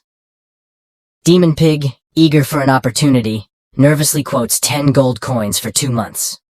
Elizabeth, also hearing their conversation from the sidelines, laughs and says, "A mere 10 gold coins," making a big fuss. Utterly foolish. Lin gets really surprised. He comes close to Elizabeth and asks, "By the way, Elizabeth, you must have a lot of gold coins, right?" Elizabeth gets really happy after Lin praises him. He says she has so many treasures that she can't count them all. After hearing this, Lin gets really surprised. He said, "Elizabeth, how about lending me some? I'll sell the vegetables from my home and pay you back later." However, Elizabeth is not happy with Lin Ping's idea. She doesn't want him to sell his precious vegetables for just mere 10 gold coins. She says Lin Ping is an idiot, asking to use his food to exchange for those useless things. That won't do. Besides, she didn't bring any gold coins when she came to find Lin. After hearing that Lin hits his head on the ground, getting really surprised, he doesn't know what's going to happen to him. Demon Pig asks Lin and Elizabeth if they're going to pay the money or not. Lin is really nervous. He scratches his head with his hand and says he doesn't have any gold coins. He asks if he can use the local products in his bag to make up for it. Demon Pig gets really angry. He asks Lin and Elizabeth that if they are playing with him, he won't listen to their nonsense anymore. He orders his men to kill Lin Ping and capture Elizabeth. Suddenly, a pouch filled with gold coins comes out of nowhere and hits Demon Pig in the face. Demon Pig is really angry. He asks who threw this bag on my face and threatens to kill them. However, he notices something shiny in the pouch. After closely looking at the pouch, he sees it's filled with gold coins and gets really surprised. Then we see a man. His half body is human and the other half is a horse. He asks Demon Pig to stop harassing his friend and leave as soon as he gets the money. His name is Hawthorne Therius. After seeing him, Demon Pig says it turns out he's from the Sword Saint Guild, Thunder Sea Buckthorn. After realizing that he is a really powerful and famous adventurer, Demon Pig says he will give him some face. After getting the money, Demon Pig says to his men to, "Let's go." But before he goes, he gives a warning to the little girl that she won't be this lucky next month. After Demon Pig leaves, Lin Ping helps the little girl. The little girl thanks Lin Ping for helping her in this situation when no one else wanted to. Lin Ping is really happy. After seeing that she is okay, Lin Ping also thanks the adventurer for helping them and offers some fruits. With a humble smile, Thunder said, "You don't need to worry, it's a trivial matter." He turns to Elizabeth and says, "If you're willing, I'd like you to partner with me on something." The little girl adjusts his glasses and asks, "What do you mean, partner? What can we help you with?" He says with a suspicious smile. Let's go somewhere else to talk. If this works out, I think it can also solve your financial problems. Elizabeth folds his hands and says that she is not interested, asking Lin to go. Lin begs Elizabeth not to leave, emphasizing that he just helped them out. Let's at least see what they have to say. Hey, little girl, younger siblings, asks her sister Annie. Are you going out? They are worried about their sister because if she gets in trouble again. Little girl Annie assures them that they don't have to worry, she will be safe. She asks them to go back to the church first, she'll be back soon. When they are about to enter the pub, Horseman said, once you enter the tavern, stay close to him. You don't know what will happen. When they enter the pub, everyone stares at Elizabeth and Lin Ping. One of the men asks Elizabeth, hey babe, the men around you look like trash. Want to come over here instead? Lin and little girl know that if they do this, Elizabeth will kill everyone here. After hearing this, Elizabeth's eyes are glowing red. She is really angry and releases his killing intent, asking that man to say that again. After seeing Elizabeth's killing intent, the man who commented on Elizabeth gets really scared. Their whole bodies are shaking with fear. Elizabeth turns her head to Lin and says that it's all his fault for insisting on coming to this lousy place and wasting her time. Elizabeth is really angry at Lin. Lin is nervous and said to Elizabeth that they're already here, so why don't they go in? Horseman asks them to go into the private room. There won't be any outsiders to bother them. Horseman opens the door and said, I am back. Then we see a bunch of cute girls surrounding the Horseman. They say, Master, you're finally back. We were so worried about you. We wanted to go out and look for you. Please take us with you next time. Horseman turns his head to Lin and says that he forgot to mention he has a few wives here too. After seeing this, Lin gets really surprised. He doesn't have any words to say. He asks him, you have 4 wives. Horseman starts pouring tea for everyone, and introduced his wives to them. First of all, this one next to me is Gasha. Her profession is a shield warrior. Then there's the assassin Lolo, and there's Glee, a mage. And lastly, there's Galia. She's an amazing elven archer. After seeing someone from the elf race, he says he met a girl with elf bloodline a while ago. Elizabeth asks Horseman to stop with the small talk. It's a waste of time. They need to leave. One of the girls says to Horseman about Elizabeth. What's the deal with this woman? Her attitude is really annoying. Elizabeth is really angry. She says this is how this queen is. Do you have any opinions? The cat girl said it's really funny she even calls herself a queen. She asks her master if this woman's brain is okay.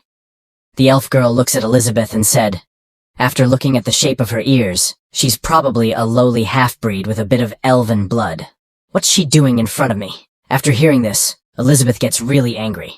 He said to the elf girl that, if she insists on bringing destruction upon herself, then don't blame this queen. If he gets killed, after hearing this, Lin Ping knows that if he doesn't claim Elizabeth, there will be a disaster. Lin gets the pudding from his bag and gives it to Elizabeth. When Elizabeth saw the pudding in Lin's hands, his anger is gone, and he gets really happy. After seeing Elizabeth's happy face, Lin feels relieved and said, luckily I was prepared. After Elizabeth gets claimed, Lin Ping starts his conversation with the horseman. He said, actually we come from a very distant and nameless tribe to travel here. Elizabeth is the princess of that tribe, and I am her servant Lin Ping. After hearing Lin Ping's words, the cat girl says, no wonder her behavior and manners are so strange. She is a tribal princess who has never seen the world. Another girl also comments, her name is Elizabeth, right? She's from that uncivilized tribe that worships the demon queen in the demon realm, huh? That's why her behavior is rude and she is uncivilized. Lin puts his finger on his lips and asks for silence. He also explains that it's Elizabeth's first time out, and she's still adapting to the cultural differences. Lin Ping thinks this explanation should make sense, hoping they won't ask any more questions about Elizabeth. The horseman claims everyone and asks them to get back to business. He expresses his desire to invite Elizabeth and Lin to join his team in exploring a dungeon for treasure. However, the horseman is uncertain about the terrifying demonic power emanating from Elizabeth earlier, wondering if she might be from the demon race. Lin then asks the horseman about the treasure dungeon, seeking a more detailed explanation. He also turns to the little girl Annie, asking if she knows what a treasure dungeon is. Annie answers Lin's question and explains that treasure dungeons are said to be magical spaces set up by ancient powerful beings to hide valuable things. These dungeons are usually well hidden and very dangerous places. After hearing Annie's explanation, Lin gets an idea of what the treasure dungeons look like. The horseman mentions that he also spent a lot of effort to get news of this treasure dungeon. However, the condition to open the barrier is that the number of people has to reach 8. If there aren't enough people, they can't enter the dungeon. Lin said, "Oh, that's why you were looking for us to make up the numbers." Little girl Annie starts counting to see how many people they are. After she finishes, she starts crying because she is the 8th member of this party.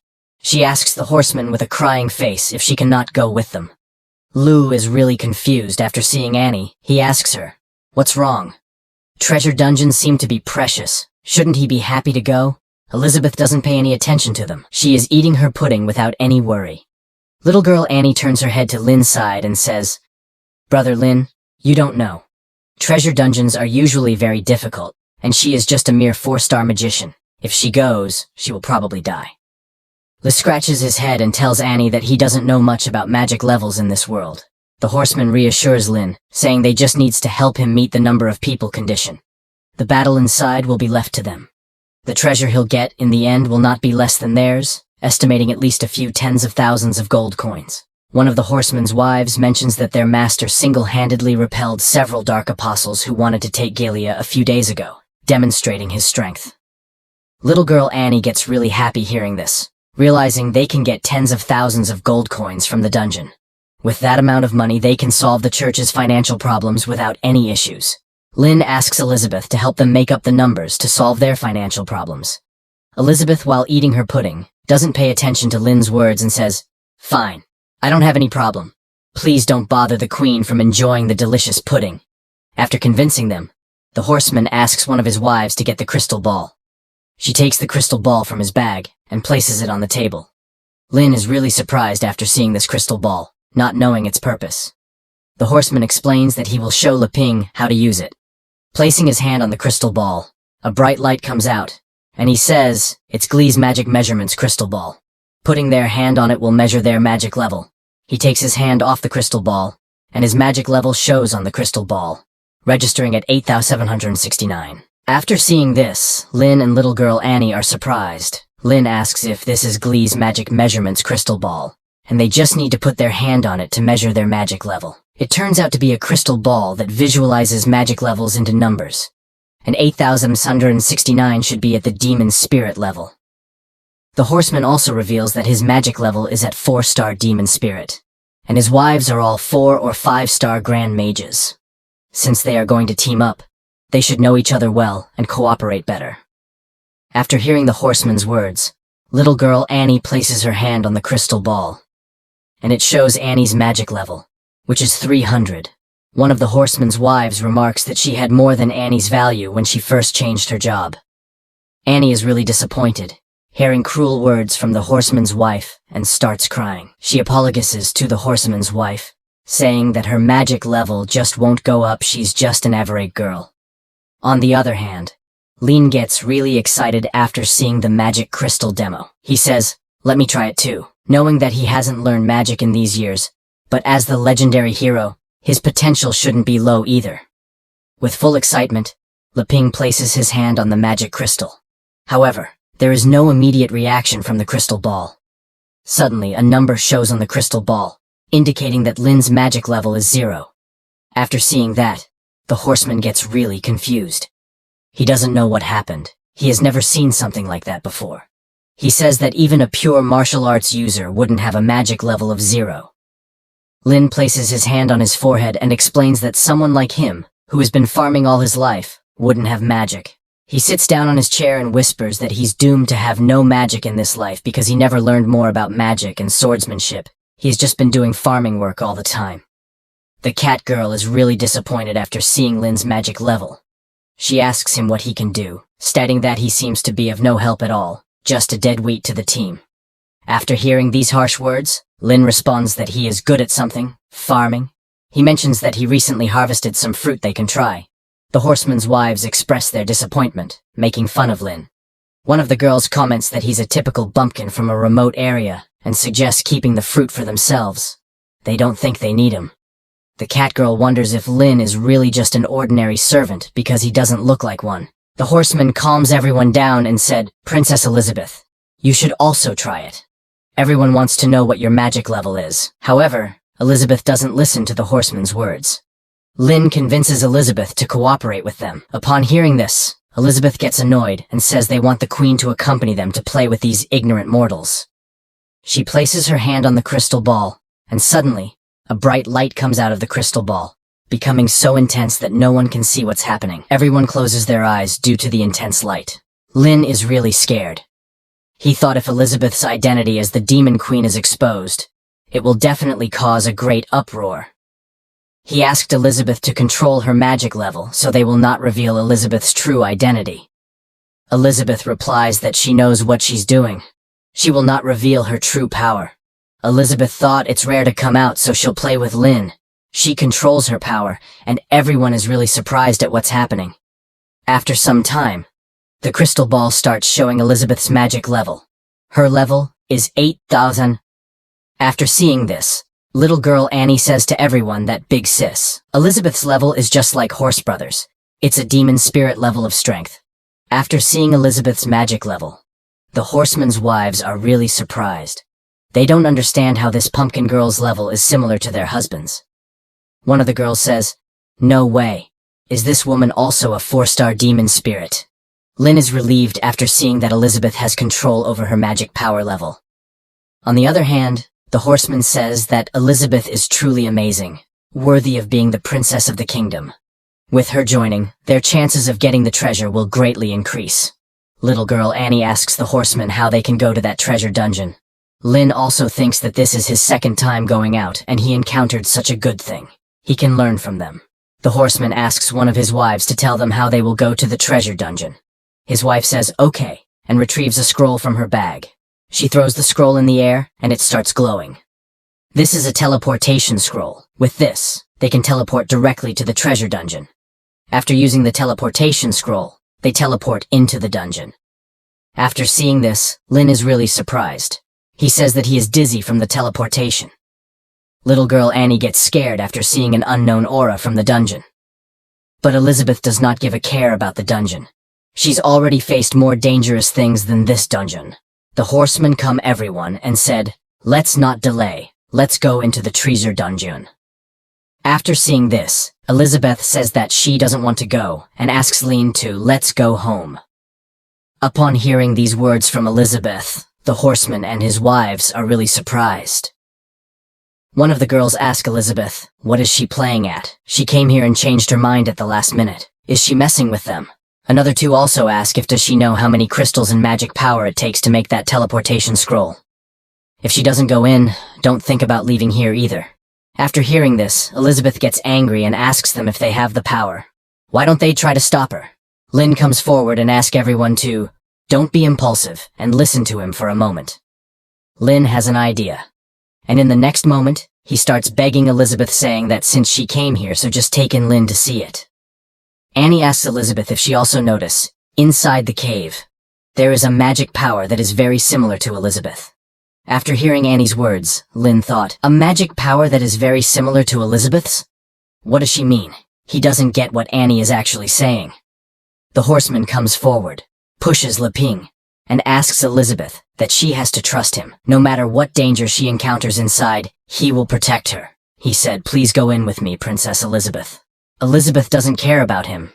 She asks Lin to follow her, mentioning that she'll play with him since he rarely comes out. Lin starts following Elizabeth without saying a word. After seeing this, the horseman grits his teeth in frustration. They start entering the dungeon one by one. Annie is really surprised after entering the dungeon for the first time. Once inside, Lin notices the dungeon barrier closing. He asks if they can't go back the way they came. Elizabeth explains that in this special magic space, it's impossible to leave by transfer magic unless they are stronger than the person who set up the barrier. Unless they find the target location and meet the requirements of the barrier setter, none of them can leave. After some time, they reach the main entrance of the dungeon. One of the girls says that as long as they have the master horseman with them, they will definitely get that thing. Another girl whispers, questioning what they will do if they know about that thing. Annie overhears their conversation and asks Sister Gelia what they mean by that thing. Elf girl Gelia ignores Annie's question and mentions that it's gold coins and treasure. She reassures Annie that they won't be left out. On the other hand, Ping asks about the forks in front of them and wonders where they should go. With Elizabeth backing them up, Ping thinks it's no problem. The adventure officially begins. The cat girl asks the horsemen which way they should go, and if they need to split up. The horseman says they don't have to split up for the time being and asks one of the girls to use that move. The pink-haired girl agrees, and uses her magic wand to find the right route to the treasure. She tells Elizabeth that she'll find the shortest route to the treasure in no time. Elizabeth smiles and remarks that she is just ignorant and doesn't know how big the world is. After some time, the pink-haired girl shows that there are many treasure boxes. But she also reveals that there are monsters in this dungeon, and all the monsters are at the boss level. After finding that much, her mana drains out, and she can't explore more. After some time, the horseman asks the pink-haired girl about the situation in the maze and if she explored it till the end. The pink-haired girl replies that this maze seems to have no end. She has extended her magic to the limit and has not found any trace of the edge. After hearing this, other two girls are really surprised. They say, "No way. Glee's magic extension concentrated distance is 3 kilometers long. They suggest using spirit divination, but it has an accuracy rate of only 34%. However, they're not 100% sure. The cat girl suggests splitting up and acting in groups, with the ability to use the clone technique for support. Lin turns his head to Elizabeth and asks, "Elizabeth, do you actually know how to go, right?" Elizabeth smiles and says, "Of course, this maze is just an illusion. These ignorant youngsters will never get out if they want to explore the end."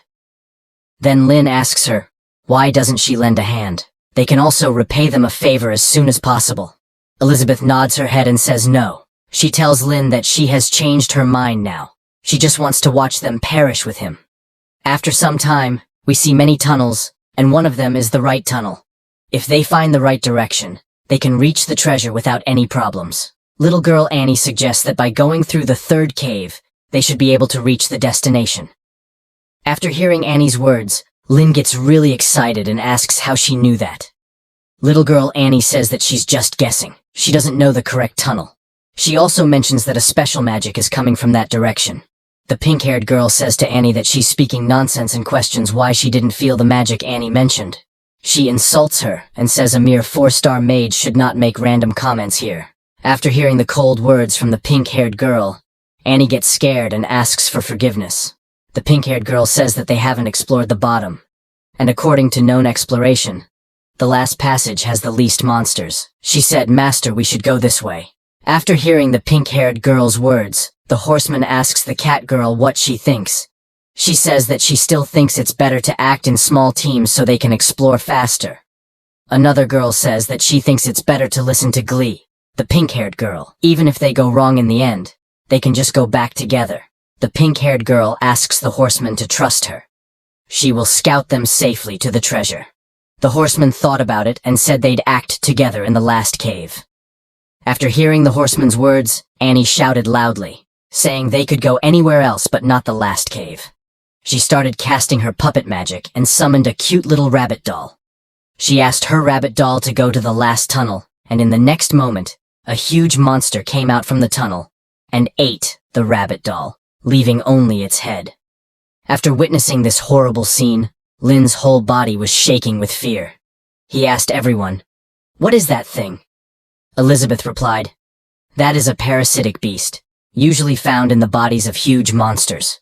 The cat girl asked the pink-haired girl if the explored area was the corpse in its stomach. After that, the pink-haired girl was really angry at Annie because she exposed her. After some time, Elizabeth said to let them struggle here by themselves and asked Lin to go. Lin scratched his head and asked Elizabeth if it would be best if she could lead the way. They don't know what danger is waiting for them, and Elizabeth and Lin started heading to the tunnel. Little girl Annie asked them if that direction is right and asked them to wait for her. In the next moment, the cat girl asked his master, the horseman, if she should use a clone to follow them and collect information. The horseman told the cat girl that they don't need to. He thought that Elizabeth, having seen the horror of the mimic worm, wouldn't be able to make such a calm choice without confidence. It seems that Elizabeth's background is not so simple. The horseman told his wives that they would go and follow them for the time being, and they started following Elizabeth. On the other side, deep in the dungeon, we saw a huge glowing monster eye. Monsters start attacking on the them. They begin fighting with the monster. The horseman asks his wife if they have solved it there. The warrior girl says that they have killed all remaining monsters, but the monsters on this road keep coming in waves, and they never stop. On the other side, Leping and little girl Annie are hiding behind Elizabeth. Leping asks Elizabeth if it's safe now, and if there are any monsters remaining. Elizabeth turns her head to Lin, visibly angry, and tells him that he is a truly terrible actor. The pink-haired girl says to Annie that it's all her fault, pointing out the road she led them to, which is full of monsters along the way. She also mentions that if they had taken her advice, they would have already found the treasure. Elizabeth defends little Annie, saying to the pink-haired girl that the more concentrated the magic, the more monsters naturally gather. She emphasizes that the pink-haired girl should know this as a mage. After hearing this from Elizabeth, the pink-haired girl gets really frustrated. She says that she knows that Elizabeth is a 4-star demon spirit with the ability to defeat the monsters, but she stands by and watches coldly. She also claims that Elizabeth is despicable and doesn't care about anyone. Elizabeth replies that this is their problem and what they agreed upon before leaving, to solve the monsters they encounter. The horseman steps forward and asks the pink-haired girl to calm down, reminding her that they promised to protect them. Hearing this, the pink-haired girl gets even angrier. The horseman turns his head to Elizabeth and says with a nice smile that it's okay. It's his honor to escort Miss Elizabeth. After hearing their conversation, the pink-haired girl is really angry, thinking that Elizabeth not only embarrassed her, but also dared to seduce the master. The elf girl suggests to the horseman that they rest for a while, emphasizing the need to recover their energy after fighting with monsters for so long. Elizabeth doesn't agree with their idea, stating that she doesn't have extra time to waste on them. The cat girl is frustrated with Elizabeth, asking why, if she's so good, she doesn't just go on by herself.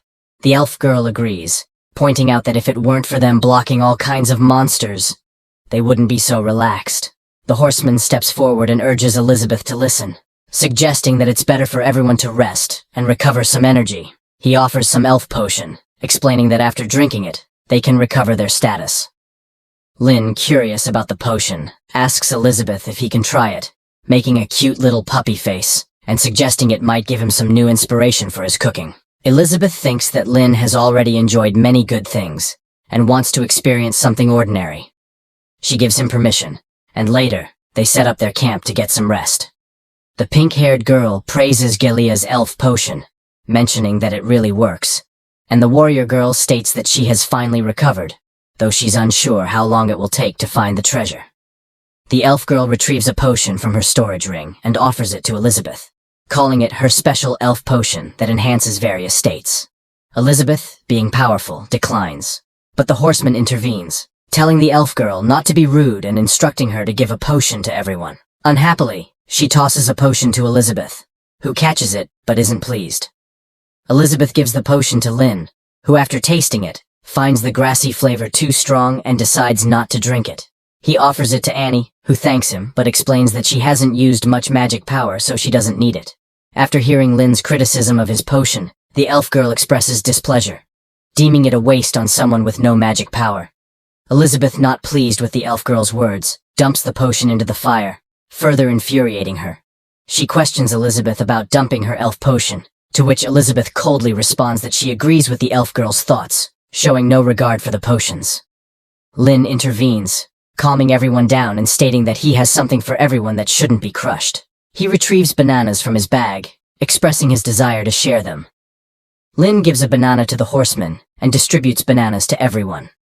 Finally, he gives an apple to Annie, mentioning that the bananas have all been divided and asking if she can eat an apple. Annie gets emotional after receiving the apple. She asks if he's really giving it to her, surprising Lin, who thought it was just an apple, and sees no need for tears. Annie asks Lin if she can take the apple back to her brother and sister. The orphans in the orphanage haven't eaten fresh fruit for a long time.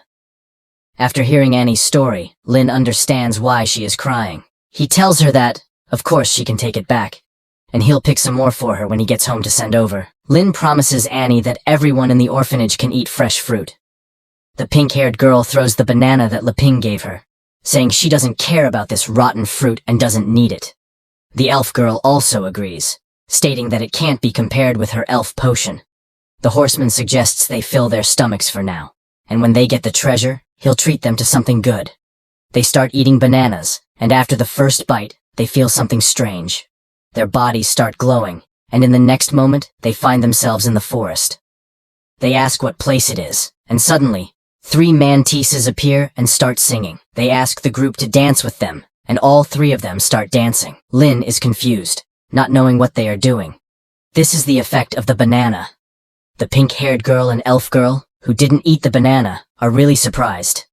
The elf girl asks the horseman what he's doing. In the next moment after eating bananas, the horseman and his wives level up, and they don't understand what's going on. Their magic levels are constantly rising. After seeing their dance performance, Lin is surprised. He claps and calls it a bonfire performance, expressing his genuine liking for it. Lin also mentions that the cultural customs of the other world are really interesting, making it worth coming out to see centaurs dancing. Elizabeth, observing Lin's happiness, thinks that Lin is aware of the potential danger ahead, enhanced them in advance to continue this game. On the other hand, the elf girl, who didn't eat the banana, is puzzled and asks what's going on. She wonders how their magic levels suddenly skyrocketed so much. Seeing their surprise, Annie explains that it's because they ate Brother Lin's bananas. However, the pink-haired girl doesn't believe Annie's words. She dismisses it, stating it's nonsense and questioning if those broken bananas are soaked in holy water to provide a status boost. The warrior girl says to the pink-haired girl, Gilia, that it was the banana that made them break through and advance. She mentions ascending to a 2-star demon spirit just a few seconds after eating the banana. The cat girl agrees, stating that just after they ate the banana, they entered a new realm. She wonders if the banana was enchanted by a magician of the demon sovereign level. The horseman adds that after eating, even he broke through 3 stages in a row, directly ascending to a 3-star great demon spirit, finding it unbelievable. He asks Lin about the origin of the bananas he gave them. On the other side, Lin is really confused. He doesn't understand the horseman's words. For Lin, these bananas are just ordinary. Getting this reaction from Lin, the horseman asks what's wrong. Lin says nothing, mentioning that being suddenly asked by him. He doesn't know how to answer, because they are just ordinary bananas. The horseman is not pleased with Lin's words, thinking it should be a hybrid crop that Lin grew with some magic item. Lin clarifies that he grew these bananas with natural and organic farming, a production method he thought of in this world full of magic. Hearing about the magical banana from their master, the pink-haired girl and the elf girl decide to eat it to increase their magic levels. After taking a bite, the banana rots, and the pink-haired girl throws it away, saying it's clearly bad. After seeing this, little Annie says it's synchronicity. Elizabeth praises her for knowing what synchronicity is. Annie mentions that she learned it from the magic books. At the same time, the horseman asks Annie what synchronicity means. Annie explains that the nuns' magic books mention special treasures usually have to be used under special conditions to exert their effects. She guesses that Lei Ping's banana had to be eaten by 3 or more people at the same time to produce an effect. Upon hearing this, the pink-haired girl gets angry at Annie, questioning why she pretends to know things she doesn't. She points out that Elizabeth ate the banana herself, and hers didn't rot. Annie apologizes, admitting she doesn't know either but suggests that unless the user's strength completely surpasses the treasure, it's nothing but an ordinary thing to them. On the other side, Elizabeth eats her banana without any problems and warns Annie not to look at her with those eyes. Annie apologizes, and the elf girl suggests that maybe it's because of his accumulated elf potion over time that produced the effect. The horseman asks Lin if he can share more fruits from his backpack to test if it's real. The elf girl questions if the horseman actually believes their nonsense about the magical banana. Lin happily says that sharing is the greatest joy and starts getting more fruits from his bag. Meanwhile, Elizabeth has already finished eating his banana. She snatches Lin's bag and declares that these are what she's going to eat later. She refuses to give her precious fruits to anyone and tells Lin to leave when they've rested enough because the journey is almost over. Lin apologizes to the horseman and says he will treat him well when he has the chance. The horseman understands the situation and tells Lin to go ahead. He'll catch up with his wives after packing up. Lin is grateful and suggests they set off together, but Elizabeth interrupts, urging him to hurry up or she will leave without him. Lin agrees and asks the horseman to gather up ahead and meet later.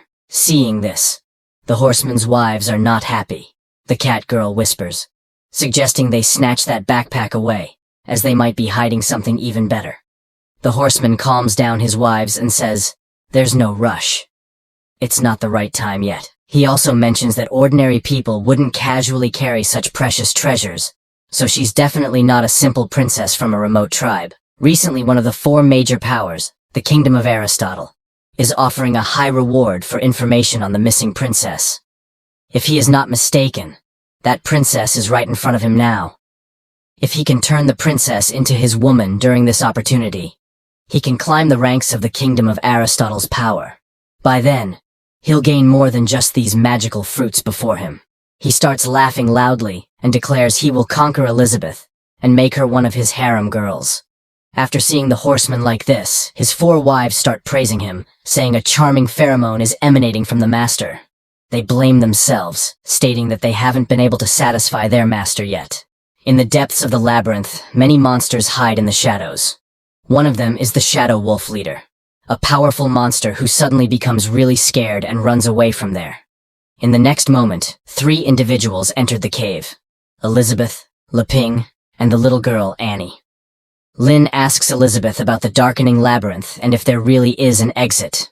Elizabeth replies, "Didn't I already tell you the labyrinth is just an appearance, and we are almost there?" They start heading deeper into the cave, and from the cave's ceiling, something comes out. Little girl Annie gets really scared when she hears those noises. She tells Lin that something is approaching them. Leping asks Annie to explain clearly, but suddenly, something approaches them at high speed, and smoke covers everyone. When the smoke clears, we see the horseman arriving with his wives. He apologizes for keeping everyone waiting, and asks Elizabeth for forgiveness. He also offers to serve Elizabeth for the rest of the way, suggesting that Elizabeth can even sit on his back. However, he doesn't realize that Elizabeth is a self-independent woman. She tells the horseman to get lost, stating that he's not qualified to be her mount. But the elf girl is not really happy. She calls Elizabeth an arrogant woman and asks her not to be shameless when their master gives her face. But in the next moment, that elf girl's head explodes. Everyone gets really surprised. They don't know what happened. Suddenly, some stones fall from above. When Lin turns his head to the ceiling, he sees many insect monsters, dragon fleas, who ate the elf girl's head. One of them jumps from the ceiling and opens its big mouth full of sharp teeth to attack Elizabeth. However, it doesn't know who Elizabeth is. Elizabeth's eyes glow red, and in the next moment, the monster explodes. Little girl Annie gets really scared, thinking that they're done for, and now everyone is going to die. Lin is also scared and runs to Elizabeth, catching her leg, and says it's a matter of life and death. He asks Elizabeth what they are going to do now. When Elizabeth sees what Lin is doing, she thinks Lin wants to test human nature and let the selfish and arrogant ones destroy themselves first. She believes this is Lin's first step to test them. All the dragon flea monsters start attacking with high speed. The warrior girl gets the carriage and transforms it into a shield. The pink-haired girl starts casting the spells Shield Transformation and Shield Blade, creating a shield barrier and getting the horseman and warrior girl inside. After seeing that, Lin asks, "What about us?" The horseman smiles and tells Lin to find a way by themselves, thinking this is a good opportunity to find out the strength of Elizabeth. If she doesn't make a move, her servant and the girl will be eaten by the monsters. The warrior girl arrogantly says, "Who cares about you now? The cooperation is over." The pink-haired girl laughs and tells Lin to just stay outside and be bait. But suddenly, the barrier she created gets destroyed, and her head goes flying. Seeing the pink-haired girl's head flying in the air, the warrior girl gets really scared. Now that the pink-haired girl is killed, the magic barrier she set up disappears, and monsters start attacking the horseman and his 2 remaining wives. On the other side, Lin is still hiding behind Elizabeth. The horseman uses his thunderbolt flash to kill monsters in just 1 attack. The warrior girl also uses her shield strike and kills the monsters. The cat girl is an assassination type. She uses her short blade technique to kill. But no matter how she kills these monsters, they seem never-ending. If this goes on, they will be exhausted at this rate. When the cat girl rests for a second, suddenly, a monster starts attacking her from above. Luckily, the horseman saves her after using his clapping thunder backstep. But no matter how many monsters they kill, there seems to be no end to this. Elizabeth asks Lin if he sees their true colors. Does he still want to continue this adventure game with them? Leping says, "Forget it. Coming here is to pay back the favor was wrong, and as they say, it's time to part ways. He thinks that the outside world is truly unpredictable, and maybe farming in the village suits him better. Elizabeth smiles because she thought that Lin first makes them swell, then determines if they have any value worth saving. This is his third step. She asks Leping to get ready to go out. Hearing this, Lin asks, "Go out? Is there any way?" She grabs Lin's hand and while pulling him, she tells him that the way is just ahead. But in the next moment, a monster approaches from behind and attacks little girl Annie. Annie gets really scared, and because of that, her normal eyes turn red. Her bunny doll transforms into a giant bunny and kills the monster with a single attack. After killing the monster, it changes back to a normal bunny. Little girl Annie catches it, but she doesn't know what happened just now. But before she can think anything, Lin asks her to come with them.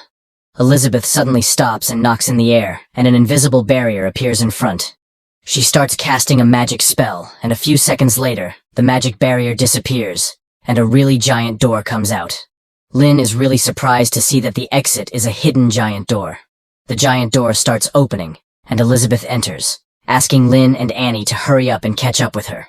The horseman is staring at Lin, but Lin doesn't give a thought about him. He asks Annie to let's go. After Elizabeth, both of them go through the door.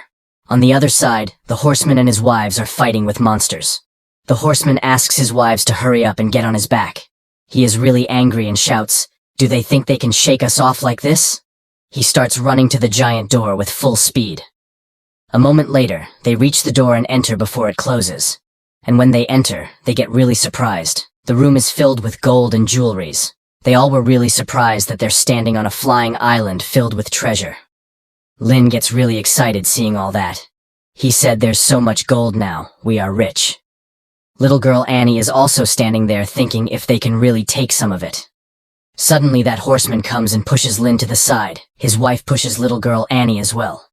The horseman stands in front, and after seeing the treasure, he starts to smile, thinking that the treasure he's been working so hard to get really exists. The treasure he is talking about is the Demon King's nectar. Lin interrupts them and said, "Now that we've found the treasure, we have to share this. We don't ask for your gratitude, so don't be too unreasonable." But the horseman is not happy. He looks back at Lin and replies, "Yes. I didn't expect you all to be so helpful in filling the numbers." He smiles like a demon and says, "As a thank you, I will let you die quickly." However, before the horseman tries to do anything, the gold coins start to fall, and a big yellow eye opens from the gold coins. The whole island starts shaking suddenly, and a big dragon appears in front of everyone. It was the Golden Dragon, owner of all the treasure. Seeing the dragon, Lin was really surprised. He calls Elizabeth and asks her to look at the dragon. This is the first time Lin has seen a real dragon, but Elizabeth doesn't seem to care. On the other side, little girl Annie's whole body is shaking with fear, and she mentions that there's something more terrifying hidden. Suddenly, her eyes turn black, and she said, "Master, what do we do now?" Seeing little girl Annie like that, Elizabeth gets suspicious, but before she can say something, the golden dragon roars loudly at the horseman and his wives. The warrior girl asks the horseman and cat girl, what should they do since the dragon is really powerful. However, the horseman ignores them, asking them to buy him some time, and let him charge up to kill the dragon with one strike. The cat girl and warrior girl agree, and were about to start attacking the dragon. But the dragon attacks them first. All three of them back down and get ready.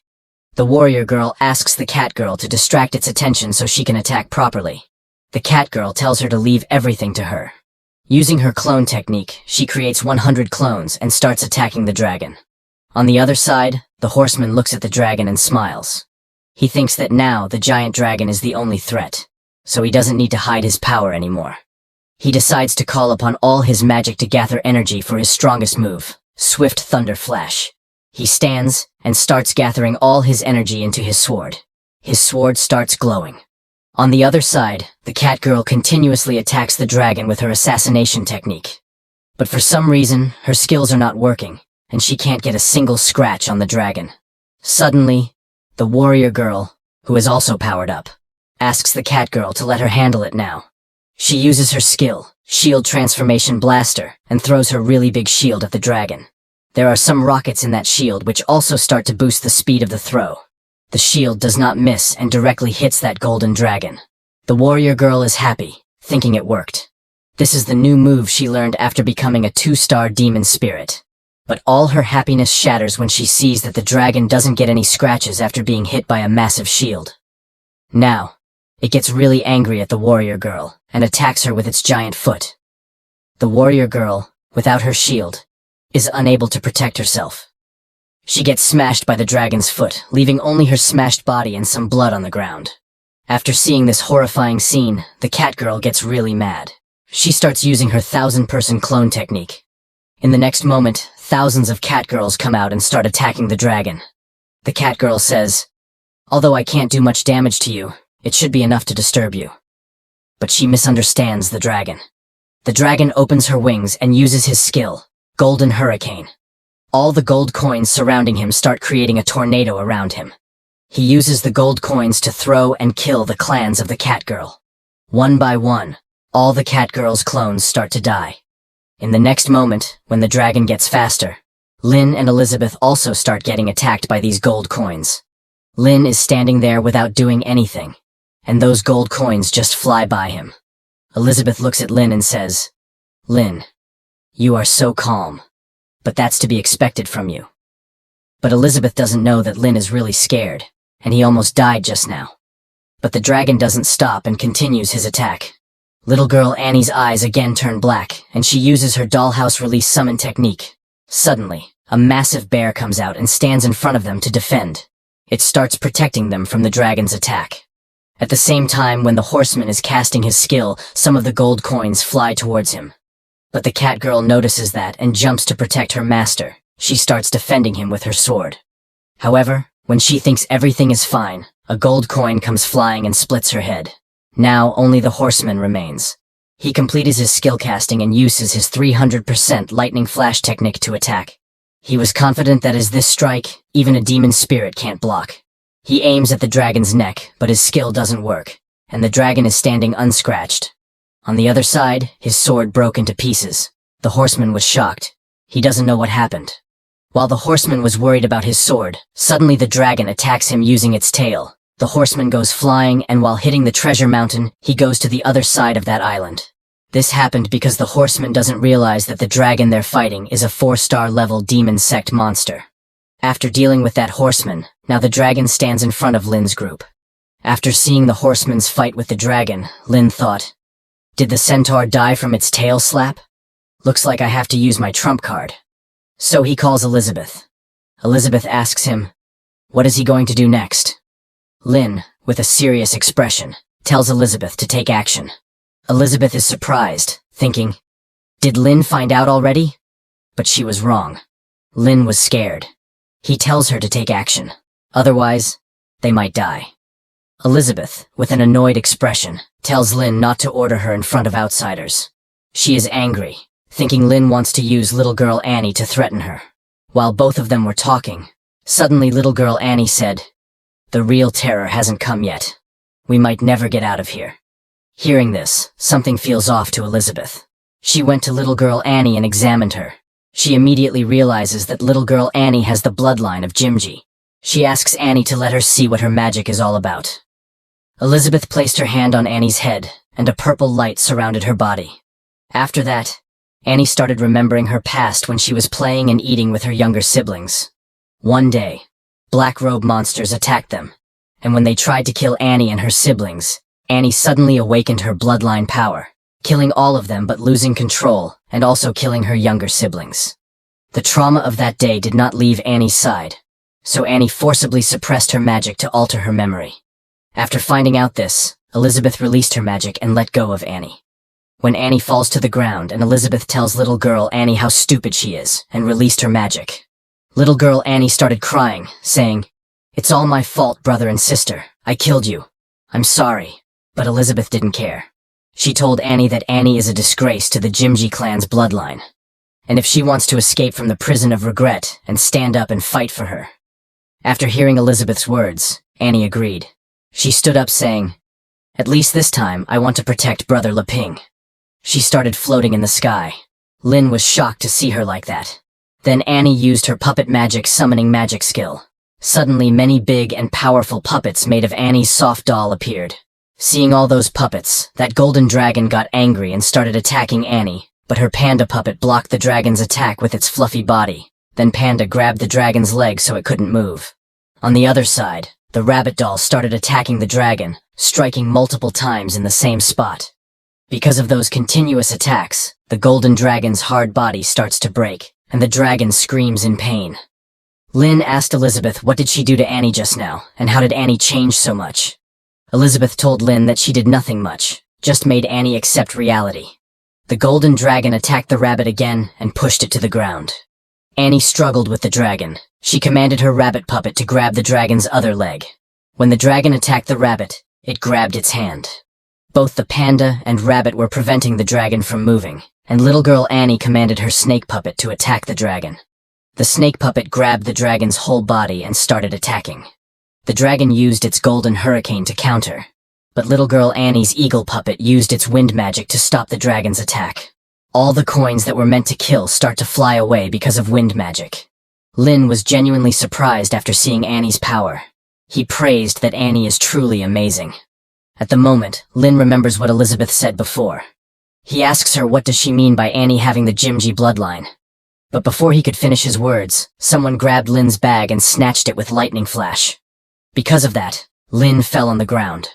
The one who attacked Lynn was the horseman, who was still alive. He got Lynn's bag containing magical fruits. Seeing him alive, Elizabeth said, "This scum hasn't died yet." On the other side, Lynn, who was robbed of his bag, asks him to give back the bag. But the horseman pays no attention to them. He opens the bag and takes out Lynn's fruits, and while laughing like a creep, he says, "Lynn, the trump cards of yours, fruits of the realm, are now mine." He starts eating Lynn's magical fruits, and one by one, he eats all of them without stopping. Lynn doesn't understand and asks him, "What is he doing?" Lynn says, "It's already late, and you still want to eat." But after eating Lynn's magical fruits, something starts changing in the horseman's body. Purple smoke appears from his body, and his eyes start to shine. He shouts, "Here comes my true power." And suddenly, his body starts to grow. All the armor he was wearing falls one by one, and with that, the horseman transforms into an ugly monster. He is now a Hawthorne Therius, and his level is unknown. He exclaims that, this power that keeps pouring out has awakened unprecedented strength in his body. He starts laughing like a villain. The horseman says that with this power, he is no longer afraid of those old guys from the Sword Saint Guild. Hearing all his trash talk, that golden dragon gets really angry, and before the horseman could complete his words, the golden dragon starts attacking him with its dragon breath. But the horseman dodges the dragon's attack with lightning speed, and suddenly appears in front of the dragon's face. He shouts, "Stop bothering me, you lizard." He prepares his thunder kick and attacks the golden dragon in the face. The golden dragon flies away and falls on the ground with a single blow. After killing the dragon, he heads to the treasure which was placed in the middle, lifting the coffin filled with some kind of liquid. Horseman says, "If I add this, I can't even imagine how strong I will become." He starts drinking it. And that thing's effect immediately starts to show. His eyes turn red and changes start happening in his body. Horns emerge from his head, and wings start to pop out from his back. He evolves into the evil face form. He looks at where Lynn and others were and says, "It's worthy of being the Demon King's sweet wine." Now I gradually understood everything. When Lynn sees that the horseman is getting weirder and weirder, he asks Elizabeth to hurry up and do something. But little girl Annie, who was standing in front, acts brave and tells Lynn not to worry. She says, "I won't let him get close to you, Brother Leping." She starts casting her puppet magic, but before she could complete it, the horseman immediately closes the gap and stabs her with his arm. He kills little girl Annie and says, "First, I will eliminate some as a threat." Lynn is shocked seeing Annie like that, his eyes filled with tears. The horseman throws Annie and heads toward Lynn, saying, "Next is his turn." But Lynn runs to Annie. He grabs Annie's hand and tells her to hang in there because Elizabeth will save her. On the other side, the horseman comes to Elizabeth. He says, "I know you are hiding your strength, but it doesn't matter." Now, he goes face to face with Elizabeth and says, "I will give you two choices. First, willingly become my woman, then take me back to your kingdom and help me inherit everything. Second, be slowly played by me until you become a waste, and then be used by me as a bargaining chip to get what I want. Saying that, he starts to laugh, which looks very disgusting with his face. Lin is really angry and asks Elizabeth to kill the horseman now. After hearing Lin's words, the horseman gets angry, saying, "Is it not your turn to talk, you trash servant?" He jumps towards Lin and starts attacking Lin with his Thunder Road. But when he attacks Lin, a huge explosion happens there, and the horseman goes flying, and all his legs break down. Smoke covers everyone, and when the smoke starts to disappear, we see Leping saying, "Fine, I won't pretend anymore now." The horseman pulls back himself. He was really confused about what just happened, feeling as if all the damage caused by his attack was instantly rebounded at him. He looks at Elizabeth in front and asks her if she did that. But Elizabeth ignores him because all her focus was on Lin. She already knows that even her, the Demon Queen's magic, can't harm the clothes Lin created with his own hands. So she thinks Lin deliberately made the horseman attack just now to let him pave the road to his own destruction. Lin's clothes are shining in a beautiful blue light. He tells the horseman that everyone calls him the hero. But wait a minute. Is he finally going to show his power? Nah. Just kidding. In the next moment, Lin comes to his senses. He is really nervous, thinking it is just as he thought. Lin thinks that since he serves Elizabeth and provides her delicious food, she protects him in exchange. Therefore, as long as he is useful to her, she won't let him die. No matter the degree of danger, it's not worth mentioning in front of the Demon Queen. Anyone who wishes to kill him is the same as them trying to destroy the Queen's rice bowl. On the other hand, the horseman thinks Elizabeth is truly baffling. He laughs like a devil and says, "Elizabeth, you are so prideful and forgetful, but I only used less than half of my strength just now." He looks at Elizabeth with an angry expression and says, "Women, when facing a great stallion like me, you could have found joy. But Elizabeth, you decided to reject my iron hoof." The horseman shouts, "If that's your wish, then die for me." He jumps in the air to attack Elizabeth, saying, "The next one will be a full blow. If you have the ability, keep rebounding, and let's see if you succeed." But before he attacks Elizabeth, someone attacks him. His face gets crushed, and he falls on the ground with a solid impact. Elizabeth, who is standing there without any fear, asks, "Have you finally woken up?" The horseman is lying on the ground, and all the bones in his body are crushed. He is in too much pain and asks her what just happened. His condition is not looking good. Suddenly something slowly comes out from the sky. It is the Golden Dragon, which is so big that the floating island they all were standing on looks tiny in front of the dragon. After witnessing this moment, the horseman, who can die any minute, realizes this is the dragon's true form.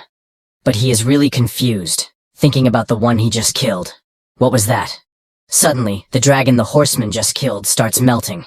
After melting, that dragon merges into the dragon tail. Elizabeth looks at the Golden Dragon and thinks, "Are you using your tail as a pet teaser? That's a little trick I often used to play with you before." This is the Dragon Void Realm form, and she is the Golden Dragon Queen. Her rank is a 1-star Demon King. She is really big and can destroy the whole island with her hand. The horseman is too scared after looking at the Golden Dragon's true form. He says it's impossible because he has the power of a Demon King, so there's no way he can lose. But before he says something more, the dragon kills him. The dragon uses her fingertip to kill him, and with this, the horseman is finally dead. Lin is really surprised and asks Elizabeth if this is real. Elizabeth misunderstands Lin. She thinks Lin is pretending and has already discovered the Golden Dragon a long time ago. Suddenly, everything turns gold, and the whole island starts disappearing. Elizabeth explains to Lin that this space where they are isn't real. It's just an illusion that the dragon created. After everything disappears, everyone is floating. Lin is really surprised to see themselves floating in space. Elizabeth gets annoyed after seeing Lin like this and says, "Even if magic is your weak spot, this wouldn't escape your perception." In the next moment, the dragon says something to Elizabeth in the demon language, and Elizabeth also replies to him in the demon language. After hearing Elizabeth's words, the dragon starts crying like a 4-year-old child, and tears start falling from her eyes. Suddenly, smoke covers the dragon's whole body, and that giant golden dragon turns into a cute loli. While crying, she said, "Master, it's really you. I was waiting for you to be back." This crybaby Loki is Emilia, Elizabeth's pet. Emilia hugs Elizabeth tightly. Elizabeth looks at her and says, "You have already been promoted to the Demon King level. Are you still that naive?" Elizabeth originally didn't want to come here and wake Amelia up because she's so clingy. But Amelia catches Elizabeth's leg, and while crying says, "Master, don't leave me again. You have been gone for 500 years without a word. Do you know how much I missed you?" Amelia started telling how she met Elizabeth. Amelia was born between heaven and earth, and Elizabeth was the one who found her in the lost secret realm and hatched her with her magical power. They formed a servant and master contract.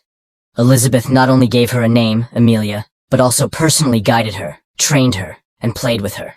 So Amelia made a sacred oath that she would definitely protect and serve her master. After she grew up, she became her master's mount, carrying her around to fight against vile creatures. Later, in order to put an end to the constant wars, Elizabeth decided to rule the world. Amelia was happy to see her master achieve world domination one step at a time. But since then, she saw that Elizabeth's smile has become fainter and fainter. Amelia thought that Elizabeth is getting stronger, and she is too weak to help her. Unexpectedly, when Amelia went to patrol the world in Elizabeth's stead, Elizabeth went to pull out the holy sword to find the legendary hero. And there has been no news since then. In the conference room, everyone is really sad after Elizabeth goes to search for the hero. Aristotle, minister of mankind, says that 10 years have passed, and Her Majesty's reputation can only intimidate everyone and barely keep the situation stable. In fact, there have been undercurrents surging, and the crime rate continues to rise. Mughal, minister of orcs, agrees with him. He adds that several great chiefs of the orc tribe have already announced their separation from the tribe. They can't be suppressed without Her Majesty's aid. Heimerdinger, minister of dwarves, says that they can't just do nothing and be like sitting ducks. Otherwise, the longer the hidden danger is let to brew, the greater the damage it will cause when it breaks out. He suggests everyone go to their respective regions and stabilize the situation while waiting for Her Majesty's return. Twyla, minister of elves, asks Jim, who has been following Her Majesty the longest, what does he think? Did Her Majesty really encounter any issues with that legendary hero? Jim, minister of demons, replies that it's impossible. He has seen Her Majesty's terrifying power. No way there is anyone in the world who can threaten that. He told them that they can do whatever they want, but he will find Her Majesty himself. The human prince agrees with Jim. He told everyone to disperse. He will find Her Majesty in his own way. In the end, the ministers scattered everything and divided the regions. Amelia was not interested in any of that, so she only took half a glass of wine. She returned to the place where Elizabeth first found her, believing that Elizabeth would come here one day. So she started waiting for Elizabeth with his favorite wine glass. Time passed. Winter came. She was still waiting for Elizabeth. Many more years later, she is still waiting for Elizabeth, her half of the body covered by the ground. Many more years later, she is still there, her whole body covered in the ground. That's how she was waiting for Elizabeth. In the present time, Emily is crying while grabbing Elizabeth's clothes, saying, "Finally, Master has returned." Elizabeth replies, "Isn't that great? It seems like the long wait has taught you to let go of your playfulness and grasp meditation, which is the key step to reaching the Demon King level." Emily doesn't pay any attention to Elizabeth's words. She asks Elizabeth not to leave her behind again. She misunderstood that Elizabeth left without a word for 500 years, just so Amelia can grasp meditation and reach the Demon King level. Everything Elizabeth has done was for her. Lynn interrupts their conversation and asks Elizabeth to stop talking about the past because she has to quickly save little Annie. But suddenly, little Annie opens her eyes and asks Lynn where they are. Lynn is really happy after hearing Annie's voice. He asks her if she is all right. Little Annie replies that she is okay but starts crying, saying the apple brother gave her was crushed. Lynn, who is relieved that nothing big happened, told little Annie that it's not a problem. Don't worry about it. On the other hand, Elizabeth misunderstood Lynn again, thinking everything was under Lynn's control. He laid the groundwork when dividing the bananas. Amelia was like a child. She didn't let go of Elizabeth's clothes and continuously called her name. However, Elizabeth was not looking at her. She was looking at Lynn. Amelia got angry after seeing Elizabeth keep staring at Lynn. She was thinking, why does her master keep staring at that man when she didn't even look at her twice? She asked Elizabeth, who is he? Elizabeth replied that he is the legendary hero, and she stayed at his house while she was away. Amelia is not happy after hearing Elizabeth's words. She thinks the legendary hero Lynn is the one who kidnapped Elizabeth. And after 500 years, he still wants to steal her master's heart from her. She decides to settle the old and new grudges with Lin once and for all. She calls Lin very angrily. Lin says hello to Amelia, saying, "My name is Leping. Nice to meet you." But Amelia is thinking something else. She smiles, thinking that now, since she can catch up to Elizabeth after reaching the Demon King level, if she joins forces with Elizabeth, she can definitely kill the legendary hero. She used her Dragon King's claw and started attacking Lin. But in the next moment, Amelia's attack reflects just like Horseman. She doesn't know what just happened. On the other side, Lin, who is standing fine, asks Amelia for forgiveness, saying he couldn't react on time. Amelia is too shocked because her attack just now was strong enough to destroy a town, and it bounced off just like that, after touching Lin. Lin approaches her and says, it's his turn to take the initiative now. Amelia is really scared after what happened just now. She thinks this is not less oppressive than her master. Lin can actually suppress her with his momentum. She was very scared and covers her face, asking Lin not to come any closer to her. But Lin was not there to hurt her. He grabs her hand and helps her stand up. He says sorry to her that he didn't receive her handshake. He looks at Elizabeth and says, "No wonder you are so calm, Elizabeth. It turns out this dragon girl is your friend." Amelia doesn't know what Lin is saying. Elizabeth replies, "Lin, you can also say that, but to be more specific, she is my mount." After hearing that Amelia is Elizabeth's mount, Lin starts having some really stupid thoughts. In the next moment, Elizabeth snaps her fingers, and suddenly a purple smoke surrounds everyone. They all disappear into that smoke, and in the next moment, they teleport into the beginner's village. Elizabeth said this will be all for today. Amelia is really impressed after seeing Elizabeth's skills, saying, "Master is so cool." Because that was something Amelia could only create after stepping into the Demon King realm. But Elizabeth absorbed it in an instant with no effort at all. She is truly worthy of being called a monster. Lin was also happy, saying it's that easy to return. He thought that as long as he held onto Elizabeth's thigh tightly, all his troubles would be nothing more than child's play.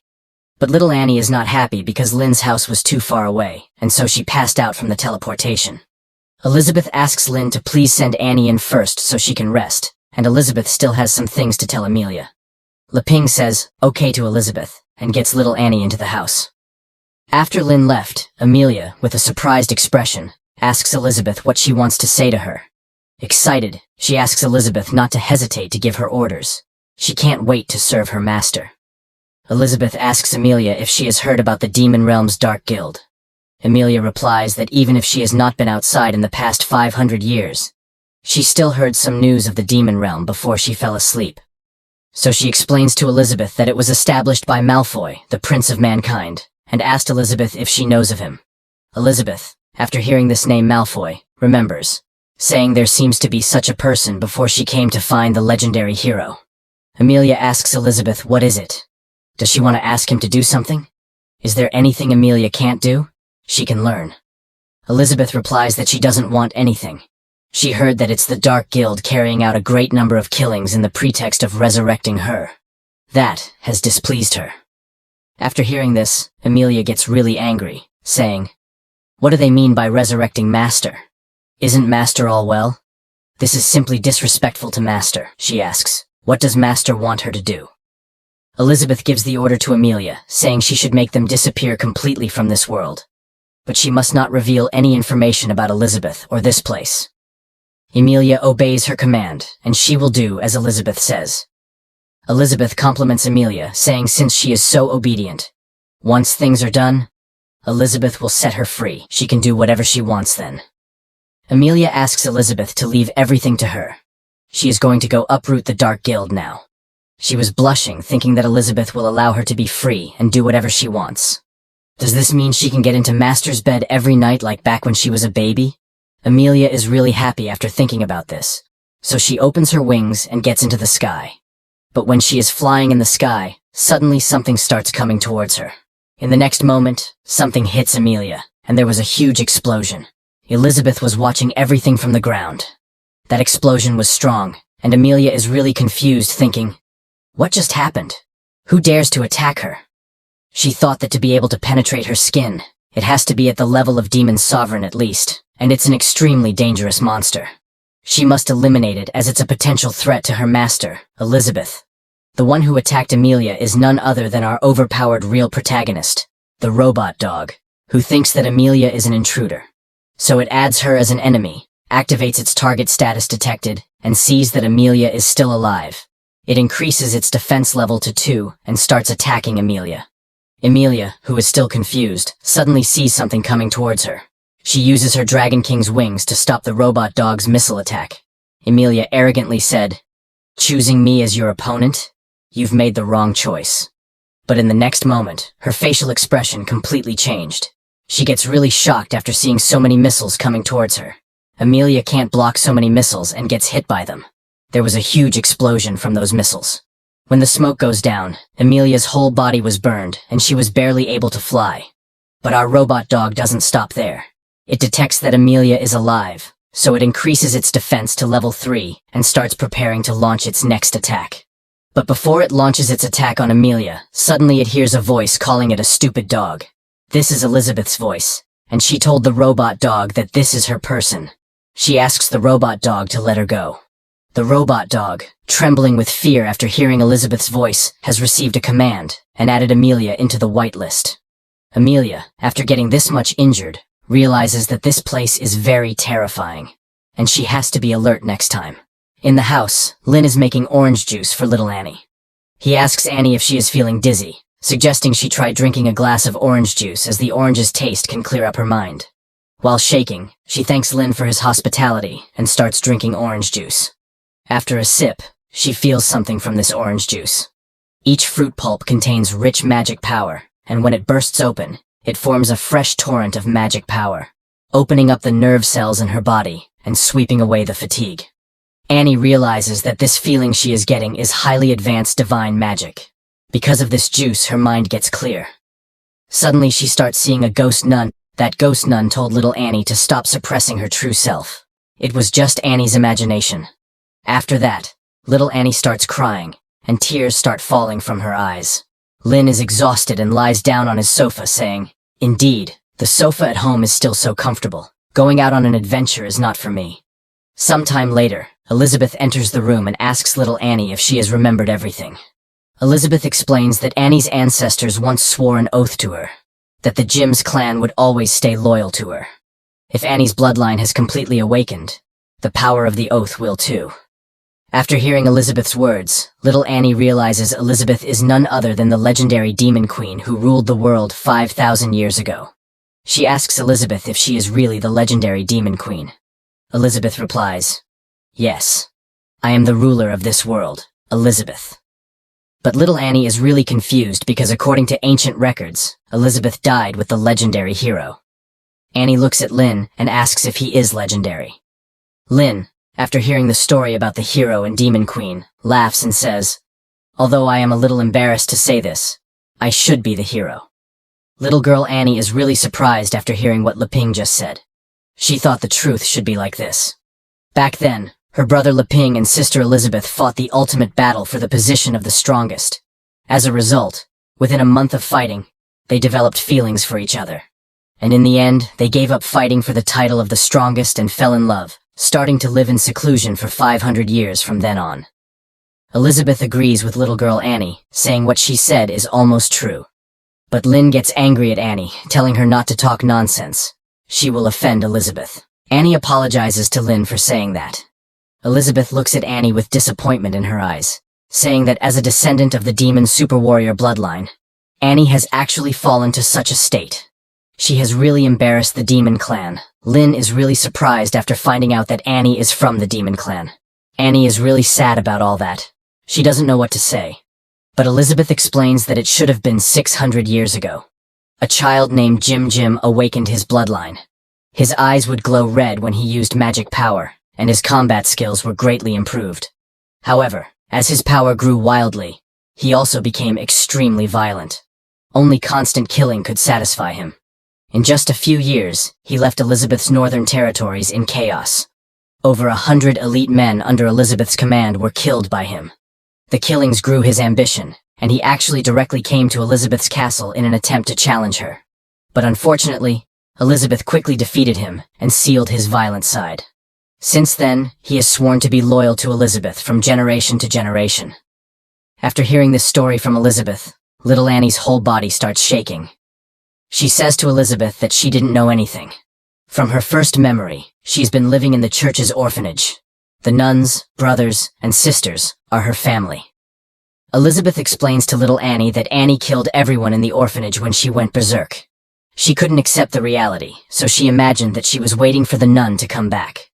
Elizabeth knows that even if she is not there, but with his power, Jim should be able to become the overlord of the tripartite. Why did he step back like this? What about the others? There is much she doesn't know. But little Annie doesn't want to accept the reality. She says that her brother and sister are still alive. They are waiting for her in the orphanage. Leping is really confused. He asks Elizabeth that didn't they meet Annie's brothers and sisters at the market. Elizabeth says never mind because she doesn't want to explain to him. She uses her skill transfer door, saying let's just expose the lie and see what Annie's so-called younger siblings are. In the next moment, we can see the transfer door opening. On the other side of the door, we can see a bunch of soft dolls lying on the ground. After seeing these soft dolls, little Annie starts calling them brothers and sisters. In the next moment, the dolls transform into Annie's younger siblings, which Lynn saw in the market. They ask Annie to come play with them, saying, "Sister Annie, come back quickly." But before they come near Annie, Elizabeth closes the transfer door, and little Annie's younger siblings again transform into the soft dolls. Elizabeth asks little Annie if she gets it. Annie used all his magic to sustain the dolls. This is why she always stays at the magician level. Lynn was very shocked when he found out the truth. Elizabeth continued explaining that in order to get rid of the Dark Apostles, Annie awakened her bloodline to protect her loved ones, then went berserk and killed them. This is the truth she has been avoiding. Little Annie starts crying. She doesn't want to accept the truth, saying it can't be real. Suddenly her head hurts, and purple energy starts covering Annie's body. She is going to lose control. But before she does something, Elizabeth knocks her out with her finger pinch. Annie lost her consciousness and was falling. Lynn grabbed her in his arms. Elizabeth told Lynn that she knows Lynn wishes to help her, but she must remind him that Annie is only passed out temporarily. If she can't control herself and loses it again, Elizabeth is afraid the whole town will be destroyed. Lynn told Elizabeth that he understands and asks her to let him try to solve this. After Elizabeth knocked out little Annie, Leping took her back to the church so she could get some rest and recover from her past. Some moments later, little girl Annie woke up and asked Leping if he brought her back, seeking forgiveness for inconveniencing him. Leping replied, saying it's nothing like that. Having Elizabeth's portal makes it easy. He asked if she is feeling better now.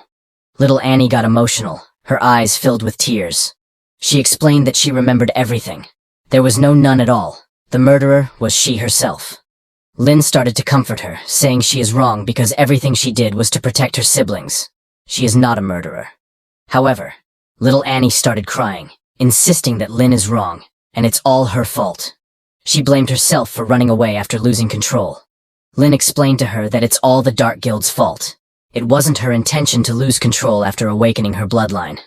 He told her to stop blaming herself like that because everyone is lacking materials.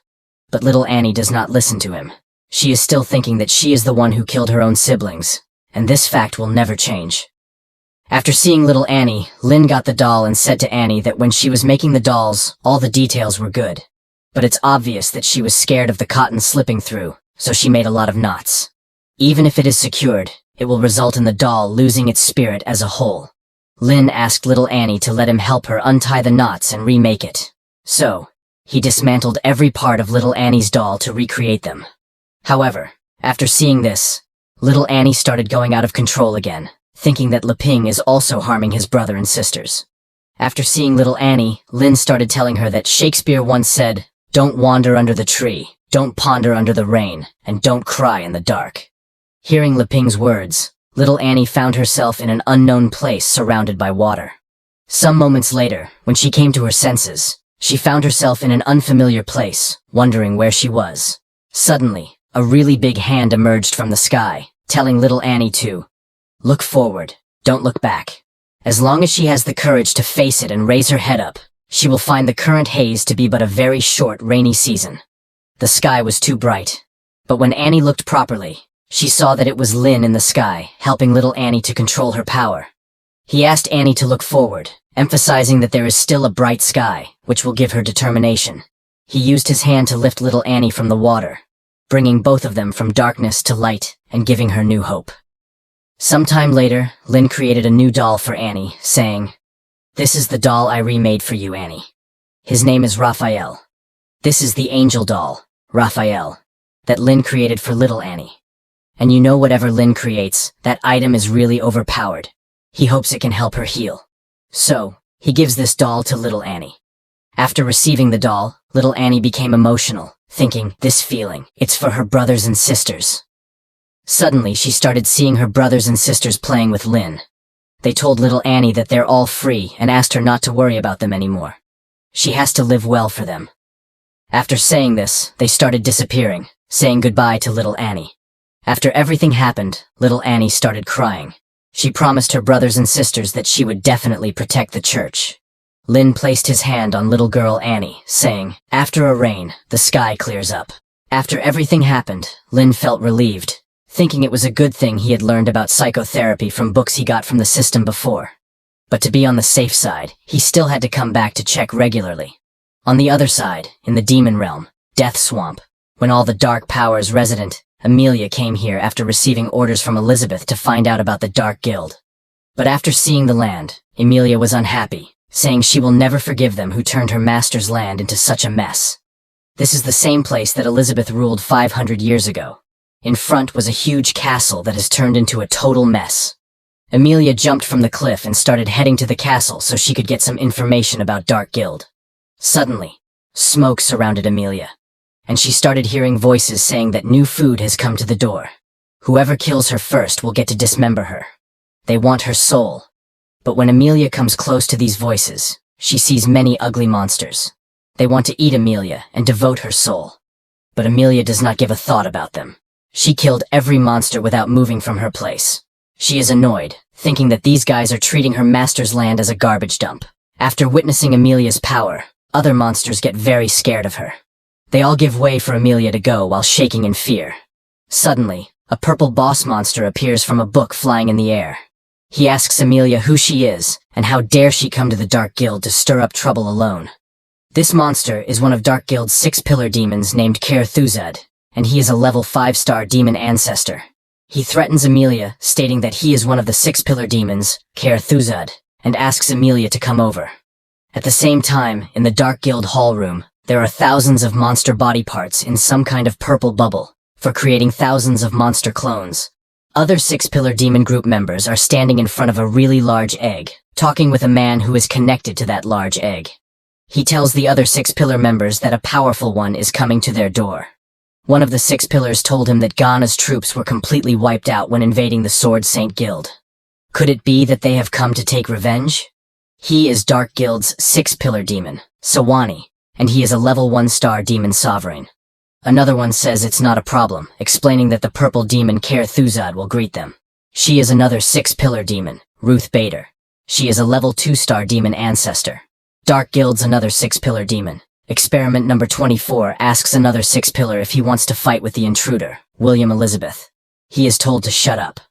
Dark Guild's vice president, Dago Cthulhu, tells everyone that no matter who it is, even if it is the Swordmaster himself, if he dares to come, he will never return. The man who is supporting the large egg is the Dark Guild president, and his name is Whis Malfoy. He was the prince of the human king who swore his loyalty to Elizabeth at the beginning of the story. Though he is still alive, he tells everyone that at first, he was worried about the missing materials. But he didn't expect them to be delivered to his doorstep out of nowhere. On the other side, Amelia has already defeated the purple demon. The purple demon is really confused, thinking, how is this possible? His abyss magic is all useless, and even his magic tools have no effect on the intruder. He realizes that this isn't good. Her power is endless. He thinks it's best to use teleportation magic to go back to the hall and convey information to the rest. But before he uses his teleportation magic, Amelia uses her dragon's claw and crushes him with her hand. By using this skill, she can be in her human form and can use any part of her dragon body at will. Only purple demon blood and some body parts remain after Amelia uses her dragon hand to crush him. In the next moment, thousands of demons come toward Amelia. They are great apostles. They are a little scared, thinking about how the purple demon was actually defeated by a mere child. But they are more happy, thinking there will be 2 vacant seats for a pillar demon now. They were thinking that since Amelia and the purple demon had a difficult battle, she should be definitely seriously injured. They ask everyone to take this opportunity. Another great apostle asks all the apostles to go, just overwhelm her with numbers and kill her. But Amelia does not give a thought about them. She just sees them as another pile of trash. She uses the Golden Dragon King roar and kills all the demons in just one attack. Her roar's sound was so strong that all of the great apostles' heads start to hurt like crazy and blast. They die, and a blood rain starts in that place. While walking in that rain, Amelia says all done. After killing them, Amelia opens her wings and flies and goes to the castle to find out about the Dark Guild. But before she enters the castle, the door demon stops her, saying if she wishes to enter, she must answer his questions. The cost of answering wrong is her life. So, he starts asking her questions, but before he completes his words, Amelia kicks the demon door and breaks him into multiple pieces. After destroying the demon door, she enters the main hall. The first thing she saw after entering was Malfoy. Beside Malfoy, remaining members of the 6 pillars were standing. After seeing Whis Malfoy, Amelia says to him that he has turned it into something ugly. After hearing this, Malfoy starts laughing, saying 5,000 years have passed, and he became old now. He is really happy after meeting Amelia after such a long time. But before he completes his words, Amelia kills him with her power. His body explodes instantly. After seeing this, everyone gets really surprised, wondering what just happened. One of them asks if Amelia thinks her attack worked. After killing Whis Malfoy, Amelia thinks she's done and suggests calling it a day and going to Master Elizabeth. But suddenly Malfoy's body starts regenerating. He said, as expected of Lady Amelia, she's gotten even stronger. However, he is really curious and asks Amelia why she suddenly awakened from his deep slumber. He asks if she perhaps found Master Elizabeth,